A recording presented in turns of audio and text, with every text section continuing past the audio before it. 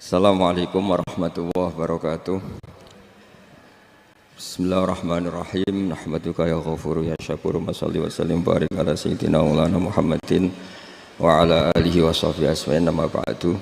Sidawa ijazah ulama-ulama dhisik. Misale rapal Quran kabeh apal ayat kursi. Ayat kursi iku semua Quran iku ditulis ning Lauh Mahfuz kecuali ayat kursi. Dewe Nabi khusus ayat kursi iku aku jupuk min kanzil arsy. Dadi gamane Nabi ngendikan semua ayat-ayat Quran itu ning dokumen umum gitu teng Lauh Mahfuz, tapi aku juga ayat kursi min kanzil arsy. Kok gudange napa?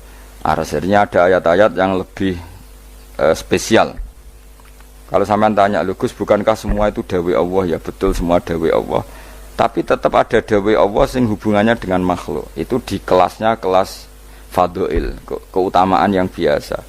Ada ayat-ayatnya Allah yang tentang dirinya sendiri, itu yang tidak tertandingi.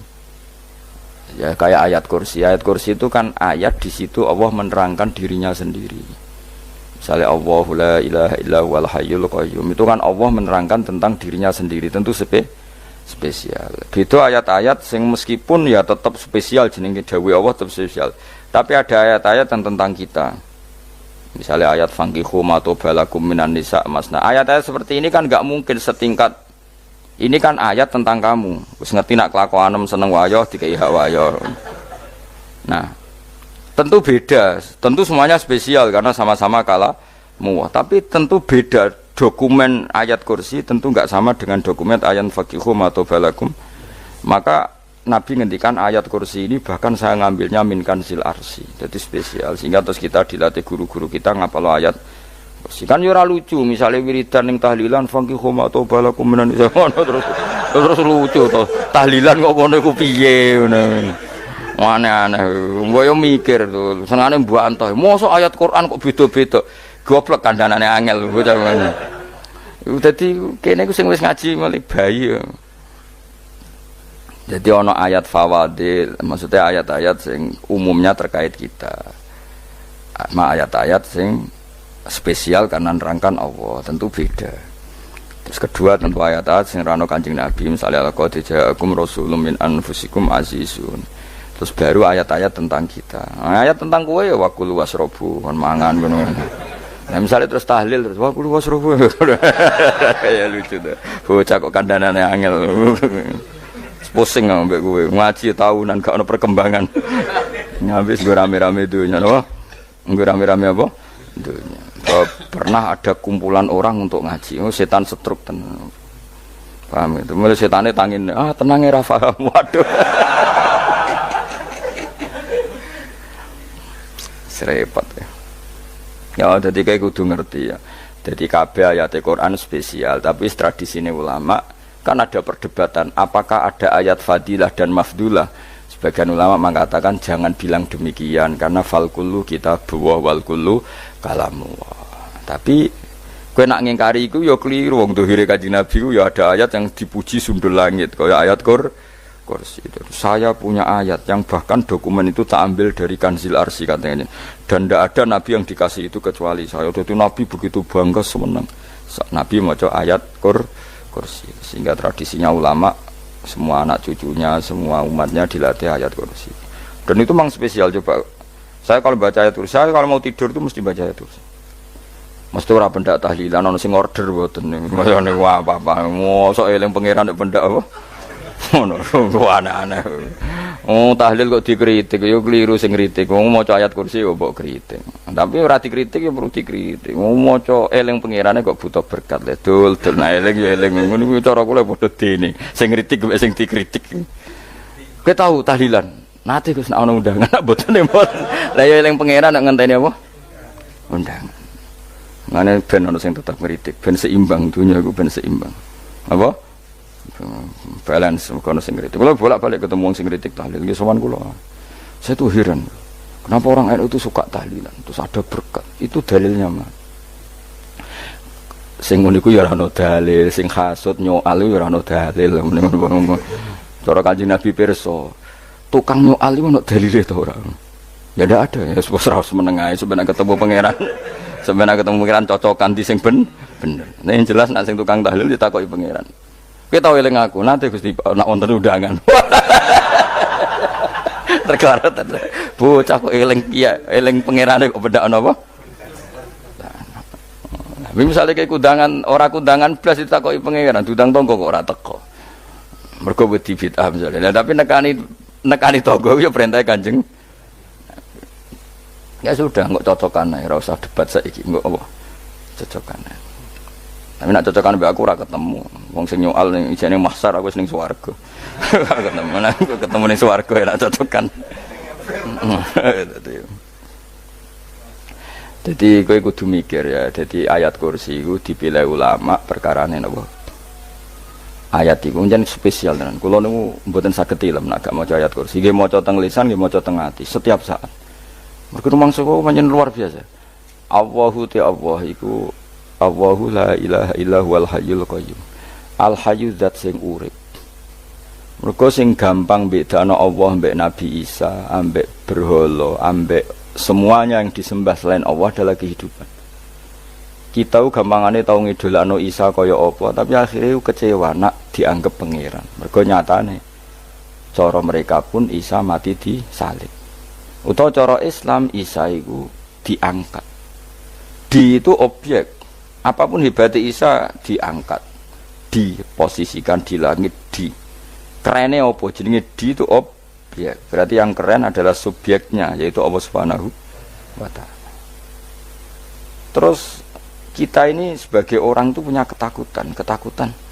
Nak pangeran mati ku piye? Nak kowe mati kan gak punya akibat apa-apa. Srengenge tetap baik-baik saja. Sistem falak galaksi baik-baik saja, sistem alam baik-baik saja. Wong sing mati kuwe bayangno nak sing mati pangeran. Maka ketakutan seorang mukmin adalah apa? Punya Tuhan yang mati. Kemudian itu diobati bahwa Tuhan kamu itu Tuhan sing aman, al-hayyu sing selalu hidup.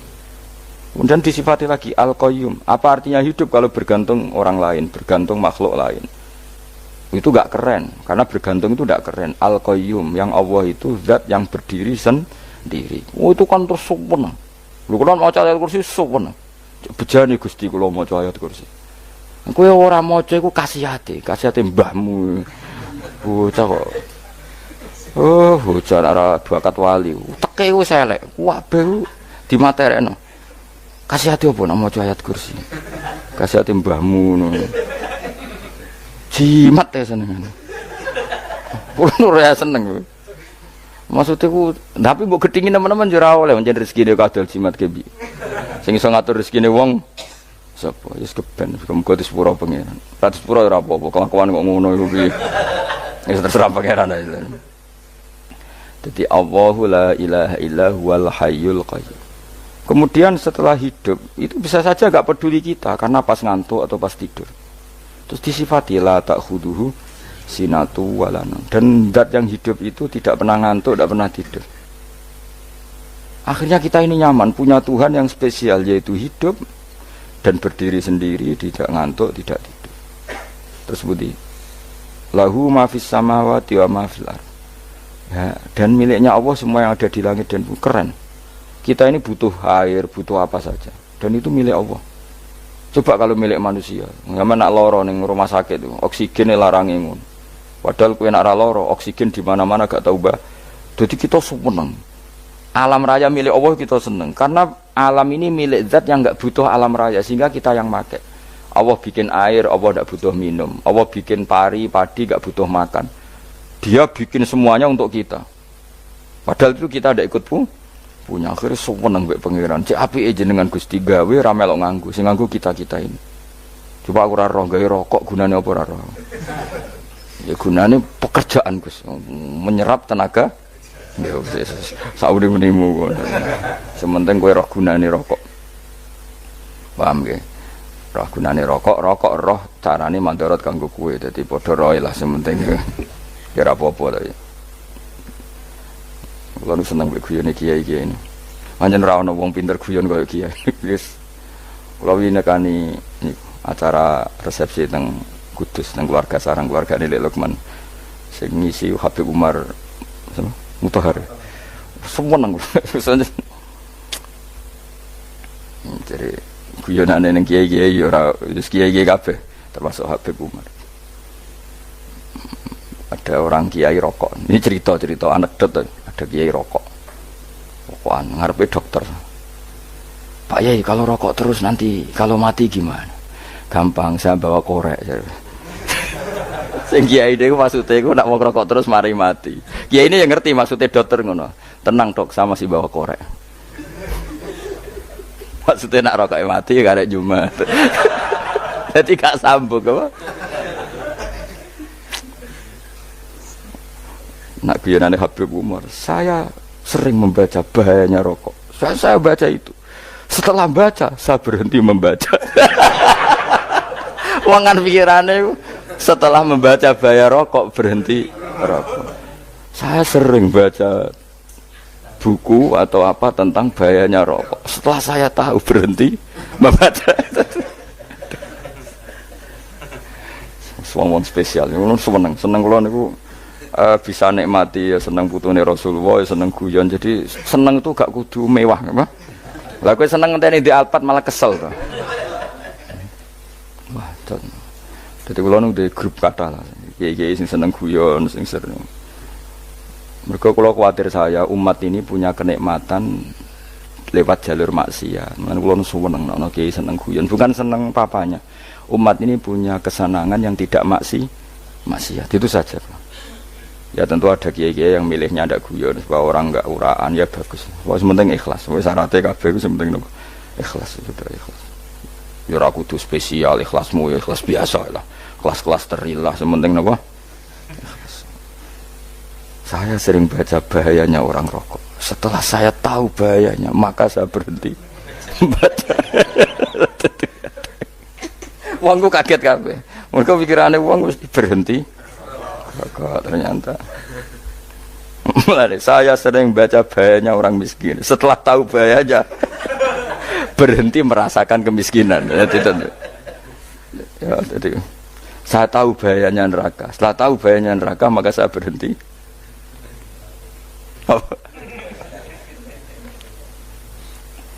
Ya, jadi terus disebutno lahu ma fis samawati wa ma fil ardi. Terus kita nyaman. Kayak apa kalau alam raya ini milik Cina, milik Singkek, milik non Muslim atau milik wong Islam sekalipun, mesti apa-apa tuku, repot. Tapi berhubung alam raya ini milik Allah, kita nyaman. Mergo wa izzat sing super lomo, super dermawan, super semuanya. Akhirnya nyaman. Gamane iso turu. Lan kula nang rumah ayat kursi ora iso turu, pe turu. Kan ya maca lesane gak ati kula maca. Lahu ma fis samawati wa ma. Terus mangzalladzi yashfa'u indahu illa bi'idznih. Ketika Allah itu segalanya, tentu yang punya otoritas syafaat, punya otoritas apa saja, nunggu izinnya Allah Subhanahu wa taala. Ayat yang spesial. Kemudian kiai-kiai punya cara supaya umat itu hafal, dibikinlah metode tahlil maca bareng-bareng. Tapi kemudian ya sudah itu, nasibnya terus kurang baik. Nasibnya kurang baik. Ada yang bid'ahkan, ada yang setengah-setengah ngafirno. Sing maca ya padha dene ra paham mbek ngantuk bentuk berkat mulai sudah akhirnya terus. Lah sampean bela dikesembelo sing bener wis takok provokator kowe. Sing jelas latih maca iku terus. Dadi Allah pirsa nak macamu ora golek berkat. Tapi nak mau tahu tahlil hati. Eling apa tahu hati? Benda apa? Eling pangeran kok ngenteni apa? Allah, ikut tunggale. Tahu muni alhamdulillah nate, apa nak permangan lho. Muni alhamdulillah kok ngenteni permangan bocah kok ora karu-karuan. Wong nek bakat wali kok teke wis elek. Njape wis keliru terus. Masih wong khusuk lah, ora bakat wali, khusuk tok tapi wis ruwet, uripe ruwet. Terus lahu ma fis samawati wa ma fil ardi man dalladhi yashfa'u indahu illa ya'lamu ma baina aydihim wa ma khalfahum. Dan Allah tahu apa yang di depan kita, di belakang kita. Terus kita lagi-lagi nyaman. Kayak apa misalnya kita yang lemah ini tidak dalam pengawasan Tuhan. Jika mana kalau misalnya dia anak cilik, anak itu tidak nyaman kalau ketika main gak didelok wong tuane, karena dia tahu ada hal-hal yang dia tidak bisa menggapai dan butuh setiap saat pada orang tuanya untuk membantu menggapai itu. Jadi anak masih seneng dolanan, sukanya diperhatikan tetap. Nah kita ini seneng sekali. Untuk main yang dunia ini pengiran diperhatikan Allah Ta'ala, karena Allah selalu tahu kita. Jadi terus nyaman. Jadi semua ayat itu menjadikan kita nyaman. Nanti Kanjeng Nabi ora sare sedurunge maca ayat kursi, ora sare sedurunge maca surat Musabbihat. Dan saya dalam banyak hal niru itu. Nabi urung sari nek ora maca surat Hasyr. Nah aku ijazah iku kowe kan ra mungkin surat Hasyr ning juz pira wae kira roh kok dijazahno. Sing iku lho sing diakhiri suti law anzalna hadzal qur'ana ala jabalil la ra'aitahu khashi'am. Itu tapi kok malah kok ngarep subhanallahi ma fis samawati wa ma fil ardi wa huwal azizul hakim. Terus waladzi akhrajal ladzina kafaru min ahli kitabim. Ya bener subhanallahi ma fis samawati wa ma fil ardi terus. Tak terusnya terus waladzi akhrajal ladzina kafaru min waladzi akhrajal ladzina kafaru min ahli kitabim min diyarihim li awalil hasr ma dzanantum ayakhruju wa dhannu annahum mani'atum husunuhum min Allah fa'atahum tak terusnya serang rapal. Akhirnya ya itu tadi terakhir apa ya'lamu ma baina aydihim wa ma khalfahum terus wala yuhituna bi syai'in min 'ilmihi illa bima. Dan seseorang itu tidak punya ilmu kecuali dengan kadar yang dikehendaki Allah. Bahwa kita ini selalu objek. Punya ilmu ya dikasih, punya rezeki ya dikasih, punya apa saja di. Sehingga status kita makhluk, statusnya Allah khalik, statusnya Allah itu memberi, statusnya kita hanya penerima. Itu bahkan termasuk bab ilmu. Bab ilmu itu tahunya kita ya hanya diberi. Illa bima sa'adras wasi'a kursiyuhus samawati wal ardo. Dan kursinya Allah itu meliputi langit bumi sehingga kita tahu wah keren. Terus wala ya'udu hifdzuma, dan ketika alam raya sebesar ini Allah tidak pernah capek mengurusnya. Ya, sampean tak pasrahi gawe kok ngurmat srengenge, sampean ngurmat listrik omahmu lho kadang kabel pedhot dope pedhot iku Allah ngurmat srengenge mulai digawe nganti saiki gak tahu mati gak tahu bayar. PLN itu kon gawe 0, sekian gak tahu rusak setahun kon jamin ora ngara iso. Allah gawe srengenge mulai Nabi Adam nganti saiki ora tahu bengkelno. Oke gak tahu mikir ngono, pancen ra wali yo. Lah srengenge misale error terus pangeran ngumumno, leren sik 3 wulan lagi ditoto. Ya repot dol-dol. Ngono kok ora tahu mikir bocah kok. Lan utek sing anut wali-wali itu teke waras. Men dhuwit ora di dhuwit sumpek di dhuwit seneng wis ngono tok pikirane. Ora tahu kagum mbek srengenge, ora tahu bengkel, ora tahu. Mergo emang ora bakat wali itu teke wis innalillahi wa inna ilaihi raji'un. Ngono kok do urip ngono. Habis ben urip pancen waya apa? Mati nggo rame-rame apa? Donya nek ora ono ku ya sepi tenan. Gak ana wong gawa nasa ilfat ngalor gitu. Ngaji sepeda dibayar paham yang mulai apa yang mulai nggak takut ibu juri barang mau kaji mau Gus Pak nerang nopo delok rekamane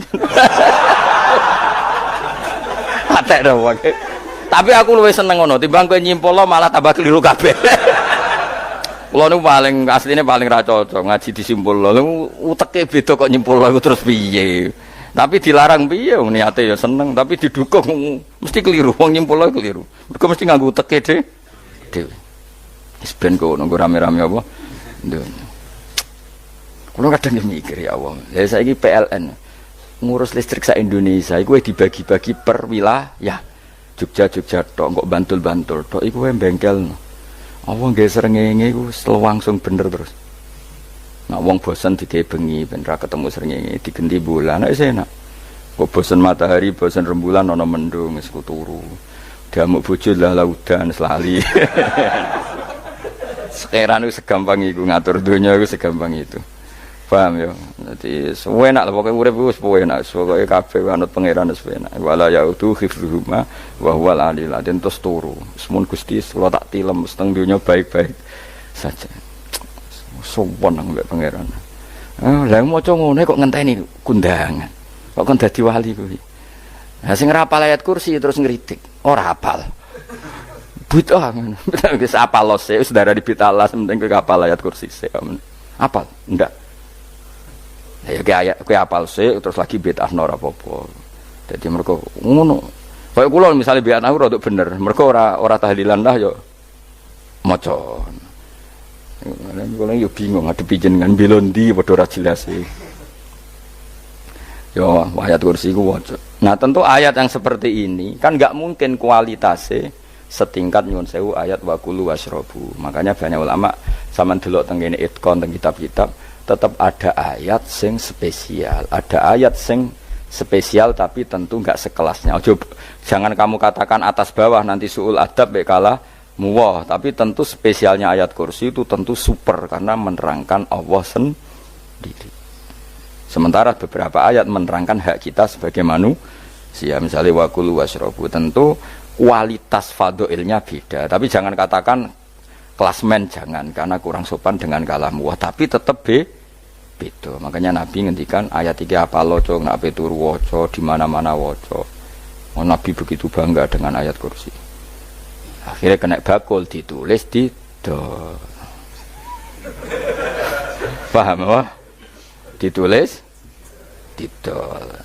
Baru kayak didol ya kayak hikmah ya, akhirnya dipasang ning ruang tamu. Akhirnya ketara iki wong Islam bera Islam baru kayak ayat kursi. Sengaja pokoknya berpikir positif bae. Wah, berarti sing di omah Islam bukti nopo ana ayat kursi ini. Lho kula nu beberapa kali diselametno ayat kursi. Kula nak ning perjalanan marung. Itu kadang yang merasa nyaman mergo ning warunge ana ayat. Wah, berarti Islami lah. Ora kuwatir iki ana daging celeng, tetep nulung ngoten.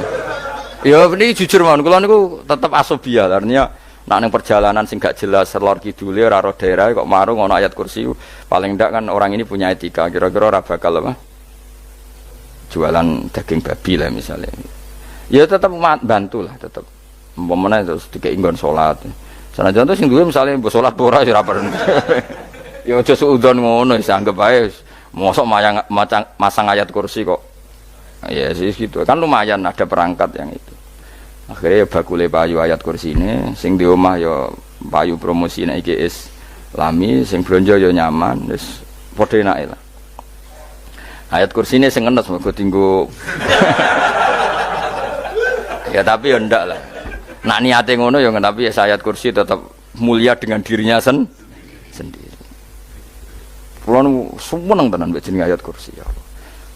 Ya tadi kekhawatiran kita punya Tuhan yang tidak sempurna itu terjawab bahwa Tuhan kita super sempurna. Jadi kalau bayangkan grepe turu jen senengnya wow Gusti nak kulo turu itu langit bumi gak masalah. Bayangkan nak pangeran sing turu sistem Tuhan hancur. Makanya syaratnya jadi Tuhan la ta'khudhuhu sinatu walan. Padahal kita menyaksikan Nabi Isa turu, beberapa yang dituhankan selain Allah turu ngantuk.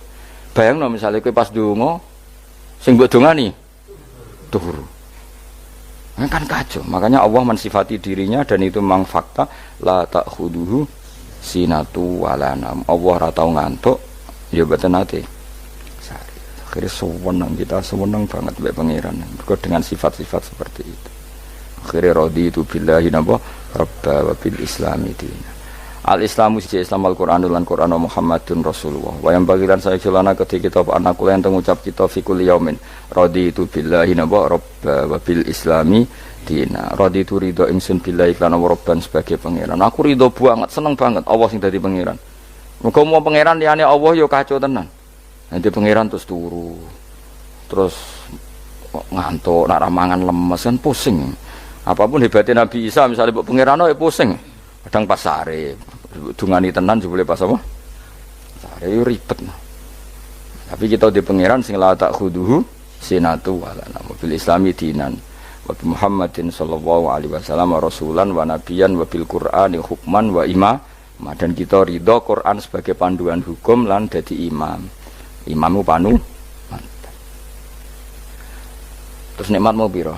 Islam, Quran, Muhammadur Rasulullah wal afiatu lan sehat. Iktifaul makarih tegese ora. Kaya kowe ngene iki ra di dhuwit lah kan gagah. Ora ning penjara, jajal kene penjara, lara kabeh. Baru kae ra di penjara Mas yo dirokok saler ngalor ngidul. Ambek nggo nasoihul ibad bariku kenalan ke grup wis rame dunya wis. Gak penting ngaji paham ora penting, sementing tambah kenalan.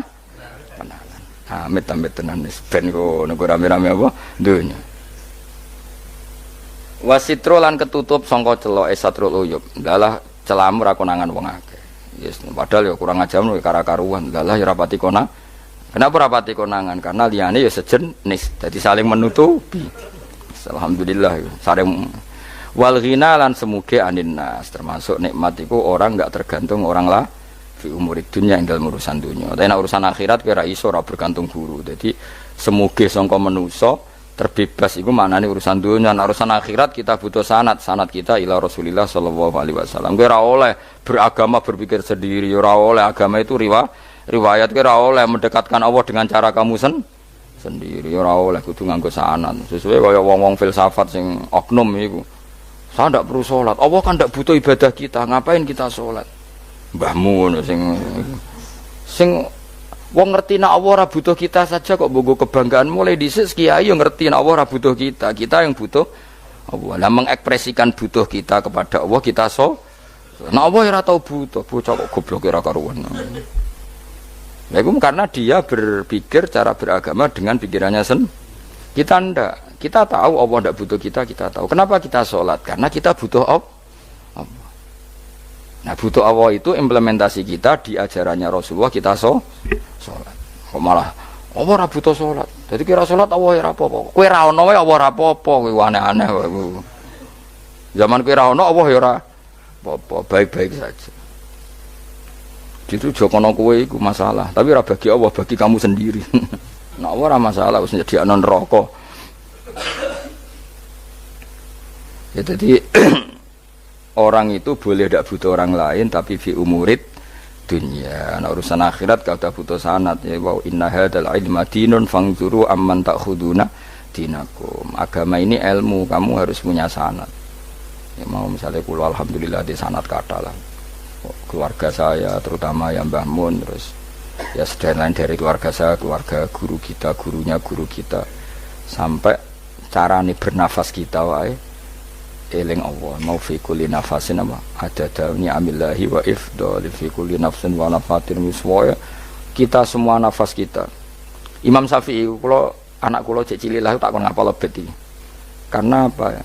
Jangan kira Imam Syafi'i terus koyok kowe mau belajar fikih mboten. Imam Syafi'i nak ape turu niku kula apal beberapa syairnya Imam Syafi'i. Makanya saya tambah seneng ambek jeneng Imam Syafi'i. Jadi beliau nak ape sare napa qalbi bi rahmatika wa humma dzu'unusi fi sirri wal i'lani wal fi sirri wal jahri wal i'lani wal ghalasi terus-terusane niku wa ma taqallabtu min naumi wa fi sinati illa wa dzikruka bainan nafsi wan nafasi. Dadi wa ma taqallabtu lan ora molak-malik ingsun. Cara wong Jawa iku apa? Wong turu ra iso-iso apa jenenge? Glebakan. Ini Imam Syafi'i masuk barani glebakan kok kowe. Serepet. Santri ya. Napa manane? Sing rada Islami ngono dul. Apa? Resah Imam Syafi'i ora tau mikir utang iku aneh-aneh. Dadi wa ma taqallabtu lan ora tau molak-malik ingsun. Maksude cara omong lho, cara bahasa kasare glebakan. Fi naumi ing dalam turu ingsun wa fi sinati lan ing dalam ngantuk ingsun illa wa dzikruka kecuali eling teng jenenganku benan nafsi antarane jiwaku wan nafasi lan nafasku. Dadi wa ma taqallabtu fi naumi wa fi sinati illa wa dzikruka benan nafsi wan nafasi. Dadi ulama dhisik itu beliau ndak bikin syair, ndak bikin nadzuman, spontan tuh muji Allah. Saiki ora sing madzhab Syafi'i kaya kowe wis wape turu ra iso glebakan mari urung mangan akhirnya mau mangan sih barang mangan warek rokokan lega terus ngorok turu ya Allah karim ngono ya urip ya Allah. Dadi misale ra iso turu pikiran pertama mari kurang mangan warek rokokan saler terus apa turu ngorok wah karim setan min hawalika kanan kiri setan tok. Padahal ulama dhisik ape turu wudu se maca tasbih se bariku angen-angen pangeran Rabbana ma khalaqta hadza batila terus bismika Allahumma ahya bismika amun terus bismika wada'tu jambi wa bismika arfa'u Allahumma rabbas samawati sab'i wa rabbal arsyil azim rabbuna wa rabbu kulli syai' falikal habbi wan nawa iku donga turu. Ora ngarapal donga iku yakin. Wis kowe muni wah Gus Bak ngenyek wong tak tes malah keisen. Ya dungane turu iku sing terkenal lho. Donga turu mek donga ngaji padha. Allahumma bismika Allahumma ya bismika. Mergo ana kiai kota, Bu, tahu doa ngaji? Enggak tahu Pak Ustaz, dongane bismika Allahumma ya bismika. Lho Pak Ustaz itu doa tidur. Karena kalau ngaji nah jare ora kiai. Donga turu mek ngaji ku padha. Aku dicek eskal. Maksude ku piye kok donga turu mek ngaji padha? Jebule nak ngaji. turu. Ana kena ngaji dengan apa bismika Allahumma ahya bismika Mahmud terus ngaji faslun wis tok ndi-ndi. Serepet. Wis rame-rame. Jute yo urip apa? Wal afiatu lan afiate difaul makare tegese ketolak sangka barang sing ora seneng. Supaya kula suwun nggih supaya jenengan sing seneng pangeran iki sai-sai-samu. Supaya piye-piye sifat dasar wong mukmin bi walladzina amanu asyaddu hubbalillah. Misale ora iso asyaddu ya sementing hubban. Ya tentu asyaddu itu wong mukmin banget senenge ning pangeran. Kena makome rong iso asyaddu ya sementing ana senenge. Ya ana apa? Ana senenge wis dengan kadar yang kelasem lah sampai iso. Anak makome para wali ya asyaddu banget seneng. Mau apa turu nak orang mau ayat kursi gak lega ya paham. Cukup mau ayat kursi bedak tahli. Mulane aku seneng ono sing ngritik aku seneng. Ben rame itunya, ben seru. Sing ngritik ya muga-muga apal tahlil. Dari ngritik itu fair, ora apa-apa apal terus ngritik. Mun tahlil sing musolli Abdullah sholati ala sate meneng kabeh wis. Iku men ada sing ngritik, sing melok ora apal. Pokoke ujug-ujug muni oh filun. Susah es. Iya deh kau masoli. Abdullah sholati ala sati makhlukatika. Nurul Huda saya mas. Nurul Huda terus. Oh, aku sing guri semua orang gofil. Aduh sing ramai tok. Mak kiai apal, profesi ini apal. Karena yang desa modelnya permanen. Bagian tahlil yo, tahlil terus. Bagian dongo yo. Jadi sehingga kiai dongo kok digeser jadi mimpin tahlil yo gagap. Lo akeh lo kiai ngalim kon mikir tahlil yo mikir mergo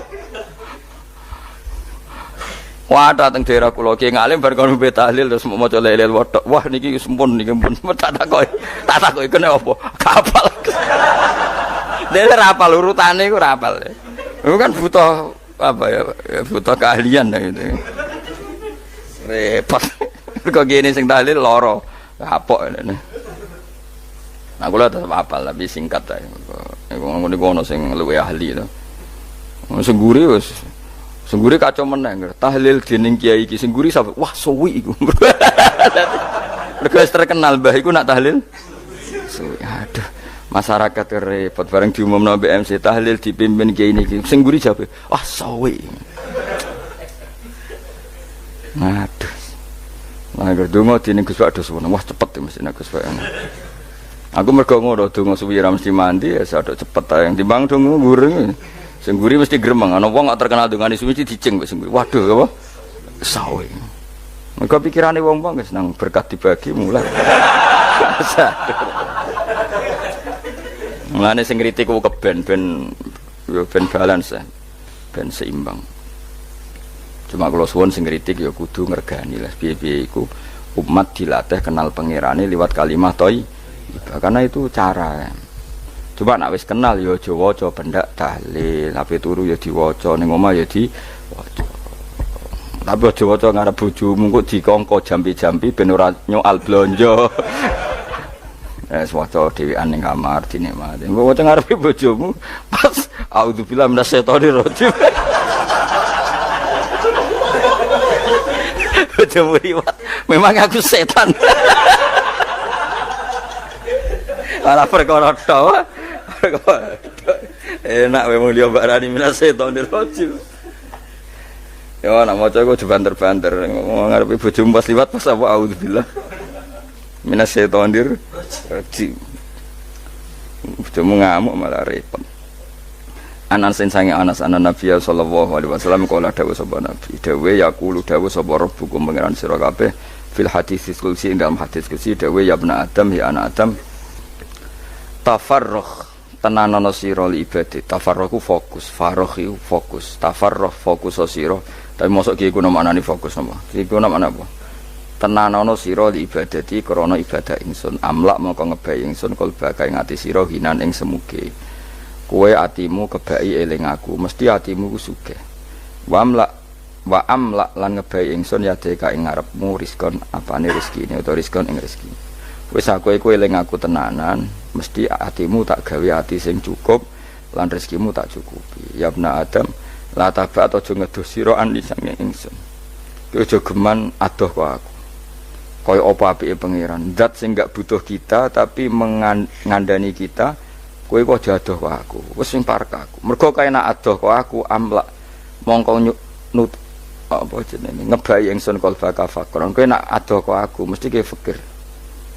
Ini sudah sampai kowe yo fikir ati, fikir donya. Mergo adoh kok pengen pangeran. Wong kok adoh kok pangeran di amlak kalbaka fakron. Wa amla ulan ngebayi ingsun yade ka ing tangan loro sira suhulan ing sibuk. Akhire wis adoh pangeran sibuk tapi ora dadekno barokah uripe. Iku lara-larane wong kaya ya sibuk kangelan jebule ora dadi barokah uripe. Mergo adoh saking pangeran. Ruang riwayat hadis sapa Tabrani Imam Tabrani wal Hakim. Falamma ta'antu fi thamani asyrata wa sannaftu kitab qada ya sahaba wa tabi'in. Terus sannaftu tarikh fil Madinah inda qabrin Nabi sallallahu alaihi wasallam wa kuntu aktubuhu fil layalil mukmirah. Terus beliau saking kepingine tabarruk mbek Rasulillah niku setiap ngarang niku momentumnya nyari supaya dekat Rasulullah sallallahu alaihi wasallam. Terus ketika harus ngerasani orang, jadi kadang ngerasani wong ya penting. Karena ilmu itu harus dikontrol, nggak boleh semua orang bilang qala Rasulullah sallallahu alaihi wasallam, bisa hoax, bisa mencatut, bisa menjual. Nak muni kultu kan gak mandi, menurut saya kan gak mandi. Tapi kalau menurut Rasulullah sallallahu alaihi wasallam kan mandi. Jadi potensi pencatut itu banyak. Sehingga dibutuhkan koreksi dalam ilmu hadis, disebut al-jarhu wa ta'dil, disebut al-jarhu wa ta'dil. Harus ada kualifikasi rawi. Nah kualifikasi rawi itu dilihat dari siapa. Beliau harus mengkonfirmasi mbek tanggane, mbek kancane. Kadang ning jaba ketok sabar, ketok ramah, jebule nek nang omah kerenge ra karuan. Nah, itu harus dikonfirmasi. Akhirnya singkat cerita Imam Bukhari itu dalam banyak hal kadang ngrasani tiyang. Akhirnya diprotes. Wong jenengan niku kiai kok tukang ngrasani wong, kira-kira gitu lah cara basa Jawa niku. Wong kiai kok ngrasani orang. Terus beliau ngendikan innama rawaina dzalika riwayatan walam naqulhu min indi anfusina. Semua itu terkonfirmasi karena tonggo-tonggone konco-koncone bilang seperti itu, tapi tidak pendapat saya. Jadi kamane misalnya kula di konco Zaid, jare konco-koncone nak utang ra tau nyaur gitu. Maka ini sudah saya diskualifikasi. Takdis, tidak boleh jadi rawi hadis. Wong nak utang ra nyaur gitu. Tapi orang maksudnya ra nyaur mampu. Nah ra mampu alhamdulillah dadi ra wajib. Mulane sampean nak kepengin diutang ora wajib bayar, ndonga kere sak kere-kerene. Lho niki ijazah nih. Niku dijamin langsung mboten apa? Wajib. Monggo nak kepengin jajal. Kopil tuh. Wah sembrono tenan iki. Monggo nak sing kepengin diutang mboten wajib napa? Nyaur niku kedah kere sak kere-kerene. Nganti mboten wajib napa? Nyaur. Mengke nggih mboten wajib haji, mboten wajib zakat. Statusnya langsung mustahik. Nggih monggo nak kepengin jajal. Nak kepengin jajal. Nggih kula terusaken nggih. Dados orang dulu itu biasa ngrasani tiyang ndak cocok, tapi kalau ketemu itu ya hormat. Karena ngrasani ini bentuk loyalitas sama ahadits Rasulillah supaya tidak diriwayatkan dari orang-orang yang tidak adil. Inna hadzal ilma dinun fanzuru amman ta'khuduna dinakum. Tapi dia secara pribadi nggak ada masalah karena setiap orang selain Nabi tentu punya salah, nggak masalah. Kita hormat orang yang punya utang nggak bisa nyaur nggak masalah. Tapi ya sudah dirawi hadis untuk kang bodoni. Nanti kalau ini kola Rasulullah, sing utangi ku, utangnya ra nyaur kok kola Rasulullah. Sing camah itu Kanjeng Nabi. Ya orang dulu itu bisa melakukan seperti itu bisa. Makanya ya ini agak unik. Ya jadi ini cerita-cerita sing dialami napa Imam sinten Bukhari. Saya atau orang kaya atau sing donatur. Iku duka. Beliau ngendikan la yasauni an akhussa bisama'i qauman duna qaumin. Saya tidak bisa. Ini semuanya umatnya Nabi, kemudian saya hanya ngajar 1-2 orang. hanya karena dia anak pejabat atau orang tertentu, tidak bisa. Kalau kamu mau ngaji, ikut ngaji umum. Terus jenengan itu nih misalnya so salam templek teng kula 1 juta, gelem ra gelem ya ngaji umum. Gak salam templek ya Allah, gak ngaji ya Allah. Sementing ojo terus pepeh bayar, ngajine khusus Gus. Ojo ono wong liya. Ben sing pinter kula tok umat Nabi liyane giyoblok kabeh. Mboten purun, Imam Bukhari ngoten mboten purun. Terus la yasauni niki kula waca iki. Padahal niki anake raja. Anna Khalid bin Ahmad Khalifah Ibnu Thahir sa'alahu ayaqdura manzilahu fa yaqra at-tarikh ala auladi famtana min dzalik wa qala la yasauni an akhussa bis sama qauman duna qaumin. Jadi intinya niku Imam Bukhari akhirnya boten apa? Kersa. Lalu niki cerita keramat-keramatipun Imam Bukhari. Imam Bukhari niku selain kualifikasi hadis sesuai al-jarh wa ta'dil, niku setiap hadis niku disolati. Beliau adu sholat 2 rakaat, memanfaatkan perangkat rohani. Jadi beliau kualifikatif ya, al-jarh wa ta'dil ini rawi layak. Misalnya ada orang soleh khusyuk nang masjid terus. Biasanya problem wong soleh ora tau ngaji iki mboten purun. Iki soleh tok paling nang masjid pelarian. Niku kan kathah tiyang wiridan ning masjid tak kok betah ning masjid. Nek ning omah ono sing ngamuk ning ngene mboten. Malah pengurus-pengurus takmir masjid ya ali. Nek cerita kula niku sakniki kuwathah Gus, tiyang teng masjid itu suwi-suwi. Dadi mlayu ning masjid iku perkarane kudu ngising, ning omahe WC-ne elek ning masjid apik. Lho nu bar dhuwur turu, ditakoki takmir kok turu ning kene ning omah ora ono kipas angin ning kene ono kipas angin. Niki mboten suudzon, suul yakin kathah sing ngoten niku. Dadi ini mun sak dhuwure suudzon. Wong kula ora Imam Bukhari wae salah ra Allah. Engko njuk sepuro pengenan. Tapi itu cerita. Makanya Imam Bukhari ngendikan ono wong adil tapi ora tak jaluki riwayat. Mergo tidak diketahui dia yujalisu ahlal ilm, sama dengan madzhabnya Imam Malik. Karena ilmu itu butuh dikonfrontasi, butuh misalnya Nabi ngendikan ini kok dohire tanafi mbek niki, daure kok ta'arud. Itu kalau ahlul ilmi ngerti duduk perkaranya. Karena itu ilmu itu. Begitu juga Imam Malik seperti itu. Nah, singkat cerita Imam Bukhari itu pede meriwayatkan hadis setelah banyak orang mimpi Rasulullah itu liwat ditututi Imam Bukhari. Iku fawwah ma akhta aqdamahu qadamai Rasulillah sallallahu alaihi wasallam. Terus delamaan yang pernah diinjek Rasulullah niku mautia aqdami Rasulillah sing nate diinjek qadami napa Rasulillah. Itu Imam Bukhari persis di situ. Akhirnya ulama tahu itu maknanya betapa persisnya beliau ketika meriwayatkan hadisnya Rasulullah sallallahu alaihi wasallam. Ada lagi orang mimpi niki teng kitab Fathul Bari.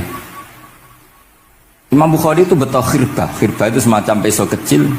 Yadzubu anhu itu kalau ada orang melukai Nabi, dia yang bela-belain supaya orang itu tidak bisa melukai Nabi. Dan itu ditakwil oleh ulama bahwa beliau yang nanti akan mensortir al-ahadis al-maudu'ah, dibuang semua, nggak boleh dinisbatkan kepada Rasulullah sallallahu alaihi wasallam. Jadi kamane itu jasa-jasani pun Imam Bukhari.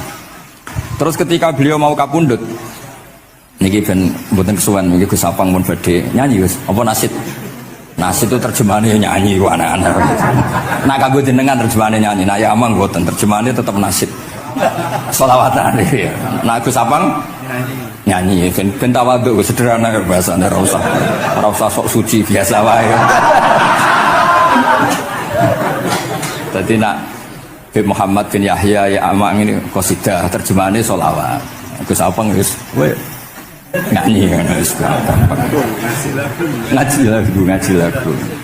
Insya Allah barokah tawadhu niku apik lah.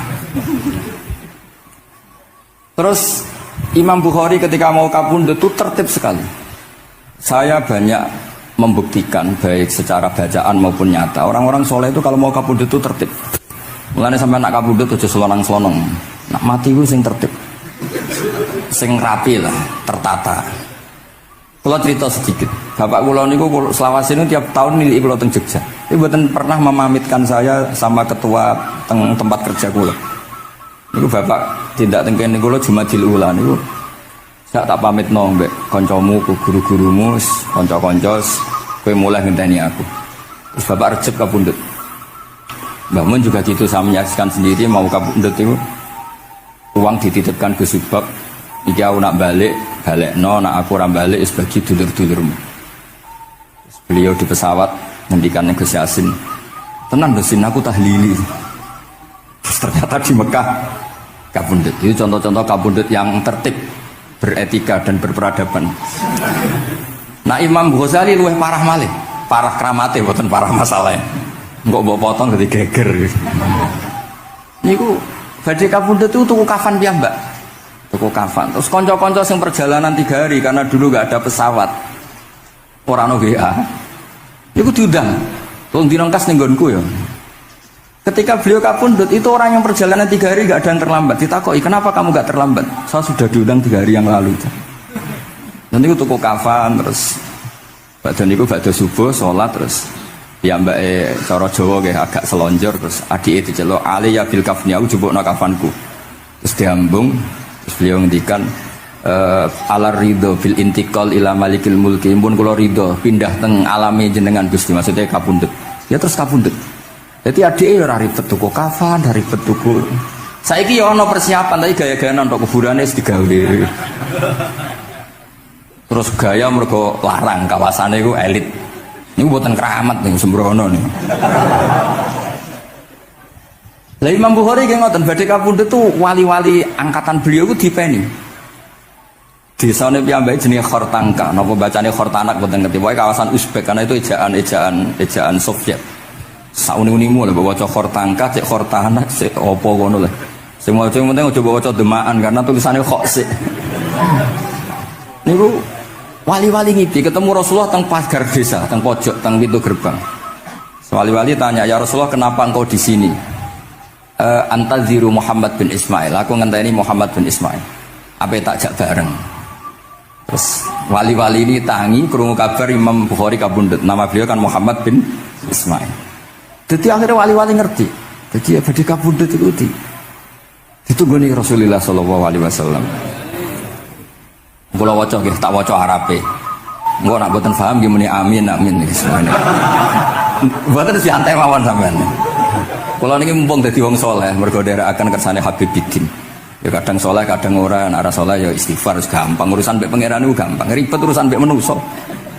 Wis njuk sepuro iki kadang gremeng ya. Tapi ora usah kaget ya apik manusa kalah apik mbek pangeran. Pangeran wis Ghafur kok manusa kok Ghafur ketok ya ora lah wis biasa wae ngoten. Gampang urusan mbek pangeran ya. Ya cara kaidah fikih kan ngoten. Haqqullah mabniun alal musamaha. Urusan mbek pangeran iku gampang. Urusan mbek manusa ruwet ya. Sing dawuhe ali niku wis nderene. Niku fakta apa pengalaman ya? Pengalaman apa fakta? Pengalaman. Niki kanca kula wali Ali Al-Habsyi. Nggih boten enten perkembangan mulai mbek kula ya ora jelas ya. Oke kalau waca ya. Akhbarona Muhammad bin Makki sami'tu Abdul Wahid bin Adam at-Tawasis yaqul ra'aitu an-nabiyya sallallahu alaihi wasallam fi naumi wa ma'ahu jama'atun min ashabi wa huwa waqifun fi mawdi'in fasallamtu alaihi faradda alayhi salam faqultu ma wuqufuka huna ya Rasulullah qala antadhiru Muhammad bin Ismail falamma kana ba'da ayamin balaghani mautuh fanadhartu fa idzan huwa qad mata fi sa'ah allati ra'aitu fiha an-nabiyya sallallahu alaihi wasallam. Monggo ya nak badhe kapundhut sing tertib ya. Habib Ali bin Utsman kabari Habib Bidin ya Ali Al-Habsyi ya Muhammad kondo-kondo sik dadi saged takziah ya. Nah, ketika Fatihah itu sebegitu keramatnya, sebegitu topnya, itu setan rapat singkat cerita itu yang tadi dipimpin oleh iblis yang sedang terkapar apa? Terus tadi obatnya nggak ada, cuma dia shock karena ada surat yang turun yang melafatkan itu pasti selamat dari apa? Neraka. Nah ini gimana saran Anda? Terus sarannya adalah bikin orang-orang itu lupa tidak baca Fatihah. Nah ini rapatnya iblis. Idzabu wajtahidu hatta tufilu qulubahum hatta la yaqulu hadis surah. Kala yuksiru qira'ataha wa la yakunu lahum ajrun wa thawabun bal yakunu lahum adzabun wa iqabun. Kemudian yang terakhir saya beri ijazah tentang Al-Fatihah ya, karena ini surat yang populer. Kalau saya ijazahi Quran 30 juz pasti sampean nggak hafal. Atau ijazah surat Baqarah, kalau mau Baqarah mau. Ijazahi surat Baqarah mau 2 juz setengah. Mau Mas Asep? Ya Fatihah aja yang gampang ya. Nah, udah. Ya kulhu Fatihah ini paket ringan ini. Tapi pahalanya apa? Besar. Ini beda ya, artinya selama ini mungkin Anda baca tapi monoton ya. Tapi ini saya bacakan teks aslinya tentang istilahnya itu mazaya itu kelebihannya Fatihah. Saya baca Arabnya dulu, nanti ini terakhir ya ijazah. Tadi kan saran-saran umum tentang sosial. Ya, pokoknya jadikan kebaikan itu punya nilai sosial yang baik lah. Jadi nanti orang yang nggak amanah nggak laku. Ya, calon bupati, gubernur, presiden yang nggak amanah juga nggak laku. Begitu juga kiai yang tidak amanah juga nggak laku. Suami yang nggak amanah juga nggak laku. Istri yang nggak amanah juga. Sehingga kebaikan ini jadi nilai sosial yang dalam tanda kutip sudah keniscayaan. Yang diinginkan Allah itu seperti itu. Bukan kebaikan yang dipaksakan karena kekuatan negara. Maksudnya kalau bisa kebaikan itu tidak usah dipaksakan. Memang sudah satu kebutuhan. Kayak cerita-cerita di negara maju itu. Bahkan apapun jatuh itu nggak ada yang ngambil apa itu. Makanya gambarannya Mekah Medina kan gitu kan.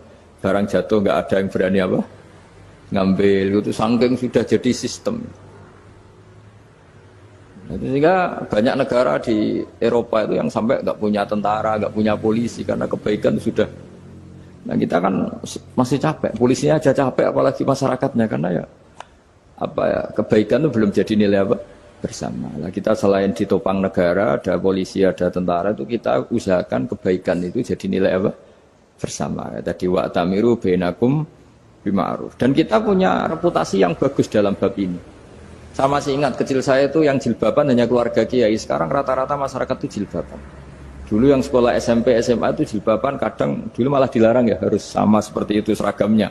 Sekarang sudah boleh. Dan nyaman. Lama-lama yang dapat simpatik ya yang pakai pakaian model tertutup seperti itu. Lama-lama gamane cara wong golek mantu ya golek yang seperti itu daripada yang blodor.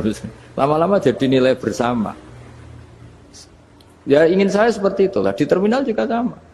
Orang mau makan cari warung yang kelihatan ada ayat kursinya, pakai jilbab, atau paling enggak dia enggak mungkin lah nyuguhkan yang tiren atau yang haram. Kan ada garansi sosial, ada apa? Ada garansi apa? Sosial. Dengan penampilan yang soleh itu kan, masa iya nyuguhkan oplosan babi gitu misalnya itu. Jadi nilai sosial itu harus benar-benar jadi nilai. Sehingga negara biar gak capek-capek.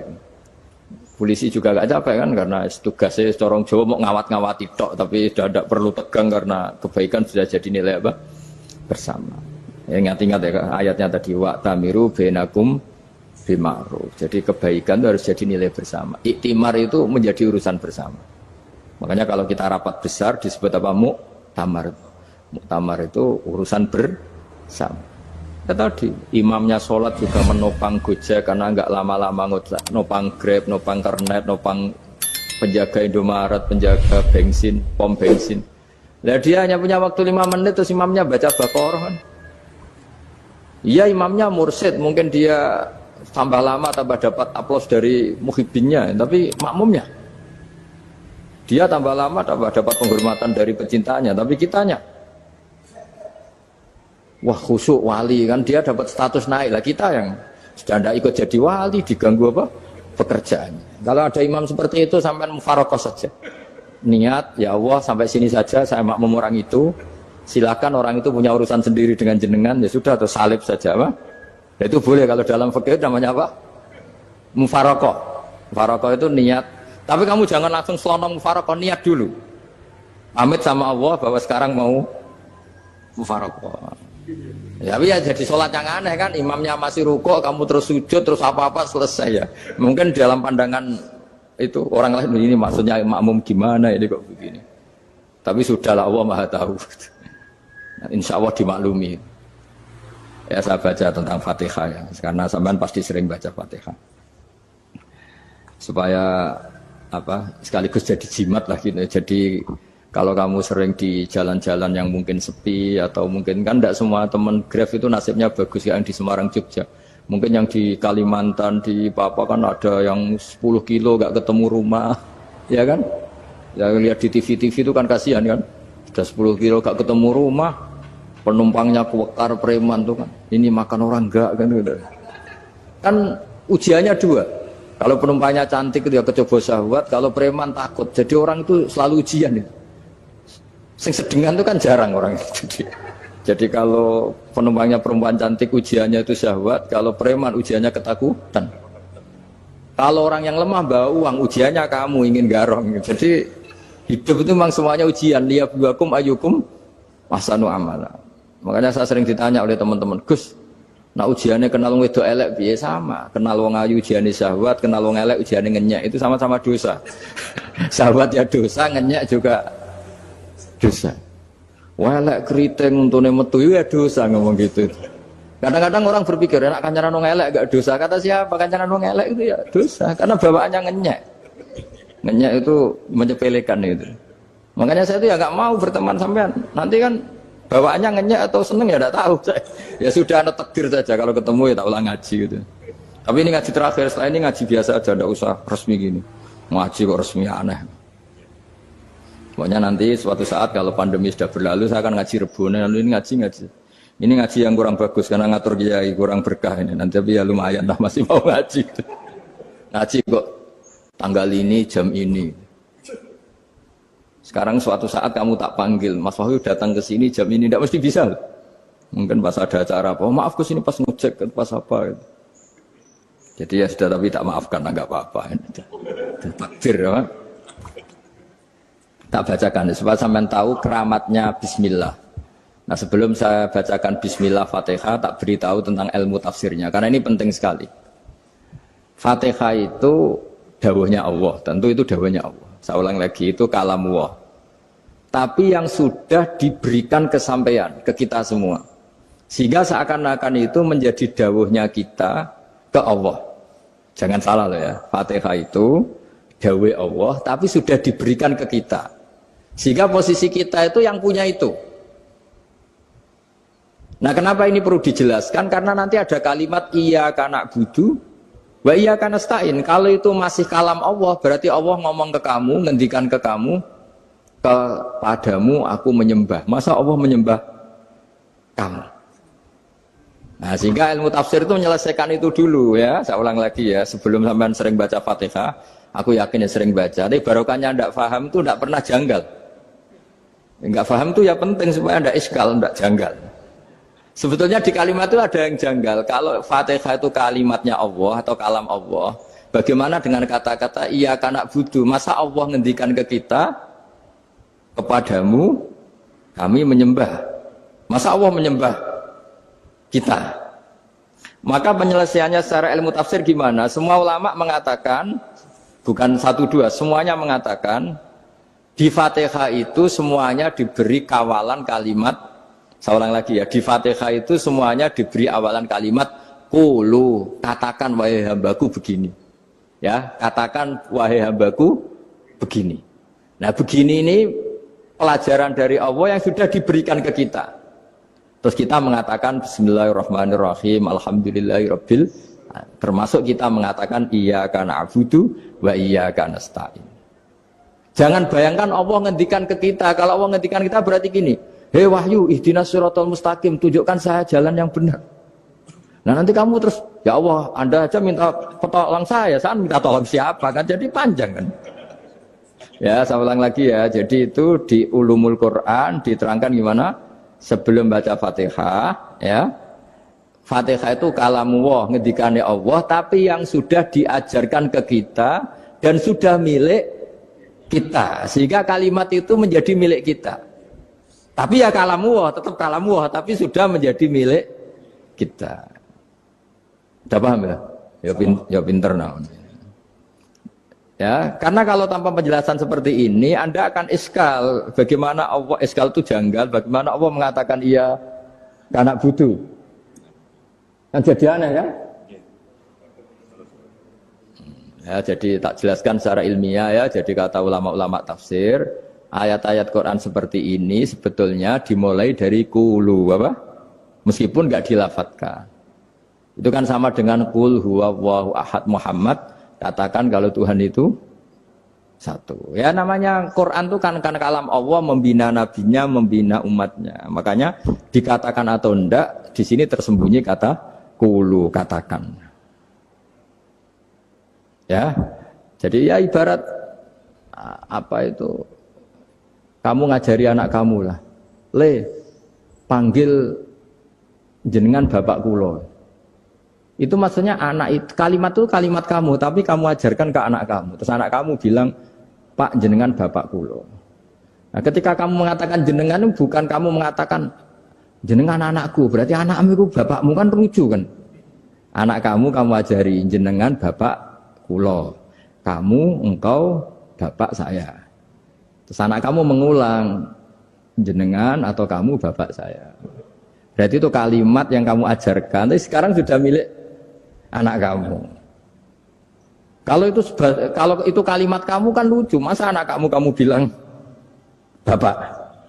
Nah itu seperti itu. Jadi ulama memberi solusi atau jawaban iyyaka na'budu wa iya, itu sebelumnya ada kata-kata qulu, katakan wahai hambaku, hubungan kamu dengan saya adalah katakan iyyaka na'budu wa iyyaka nasta'in. Terus hubungan kamu dengan saya katakan juga dalam doamu ihdinas siratal mustaqim. Jelas ya, jadi itu kalam Allah yang sudah milik kita karena diajarkan Allah untuk kita. Dong ya? Ya dong, gak jelas gak. Tapi bagus, gak jelas itu bagus. Kalau kamu jelas gak jadi digrab, jadi gubernur. Min azimi fadliha kasratu asma'iha wa fadail ukhra. Ini cerita dramatisnya surat Al-Fatihah. Qala Abu Hurairah radhiyallahu anhu inna iblisa ranna khina unsitat Al-Fatihah. Jadi iblis itu begitu kesakitan. Ini kitab Abwaabul Farad karangannya Syekh Muhammad Alawi, juga kutipan dari beberapa kitab. Yang jelas beliau sendiri juga ngutip dari beberapa riwayat di beberapa hadis. Halaman 123. Ketika Fatihah turun itu iblis kesakitan. Kayak orang sakit gigi lah, tersiksa sisanya karena turunnya surat apa? Al-Fatihah. Artinya kalau Anda baca Fatihah dijiwai, maka Anda melemahkan setan, melemahkan iblis. Wa qala Mujahid, khina unzilat Fatihatul Kitab ronna fastama indahu asyayatin. Jadi ketika Fatihah itu turun, iblis itu terkapar lah kira-kira. Sampai dijenguk banyak setan. Jadi kemana di ICU lah kira-kira gitu kalau sekarang itu. Entah Covid entah enggak tahu. Pokoknya di ICU sampai dijenguk banyak setan. Enggak tahu bawa apa enggak tahu. Pokoknya dijenguk banyak setan. Ono yang nyangoni karena ini apa? Ketuanya apa? Pingsan, sakit. Jadi iblis itu sakit sampai dijenguk anak buahnya setan-setan. Ya, semoga kalian semua tidak kenal setan. Kalau kenal berarti teman, apa? Wa qalu misla dzalik. Wa qala lahum laisa mimma taquluna syai'un walakin unzilat suratun laisa ajruqa ilya illa an harrama alaihi nar jahannam. Saya ini bukan sakit fisik kata iblis. Kamu tidak usah jenguk saya, datangkan dokter terbaik, tidak usah. Saya ini tidak sakit fisik. Saya ini sakit karena ada surat yang diturunkan, yang pahala yang melafatkan surat itu pasti selamat dari neraka. Padahal misi terbesar saya ini supaya manusia masuk neraka. Sekarang punya tamengnya. Wah pusing kan? Ya seperti orang lah goda sampean, ternyata sampean setia, itu kan pusing.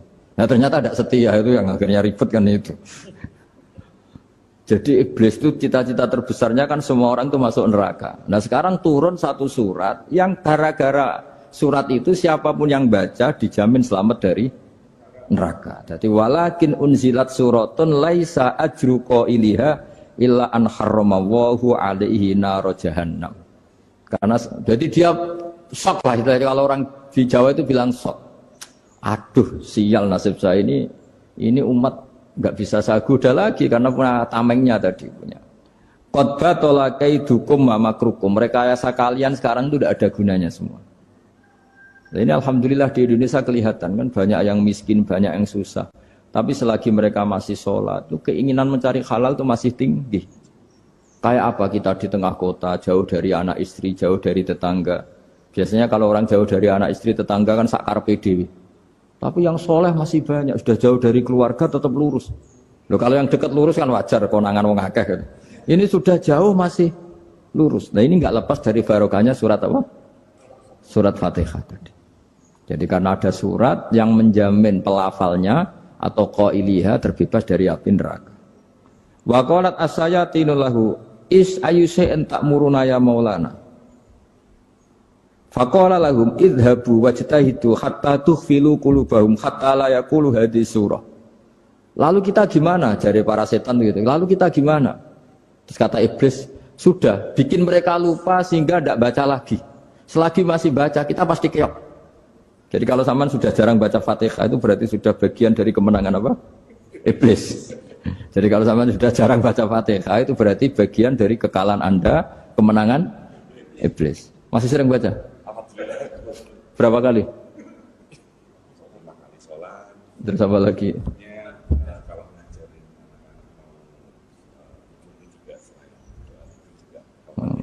Kok 5 kali tok itu? Berarti pas salat fardu tok itu. Enggak 5 kali itu mendingan itu 17. Kamu itu ngitungnya jangan 5 ini. 5 waktu itu berarti lumayan kan? Berapa? 17 ya? Ya. 17 ya? Ya. 17 tapi kalau makmum tuh sering separuh kan, apalagi makmum tarawih. Ya kan? Makmum tarawih itu bacanya Fatihah ada yang sempurna enggak ya? Ya enggak lah. Baru alhamdulillahirabbil alamin ruku ikut ruku ini gitu. Makmum kan yang tarawih lah Mas. Kalau tarawih jarang sempurna ya. Fatihahnya itu. Kan imam sudah ruku. Kamu bacanya Fatihah sampai mana tuh? Baru setengah ya.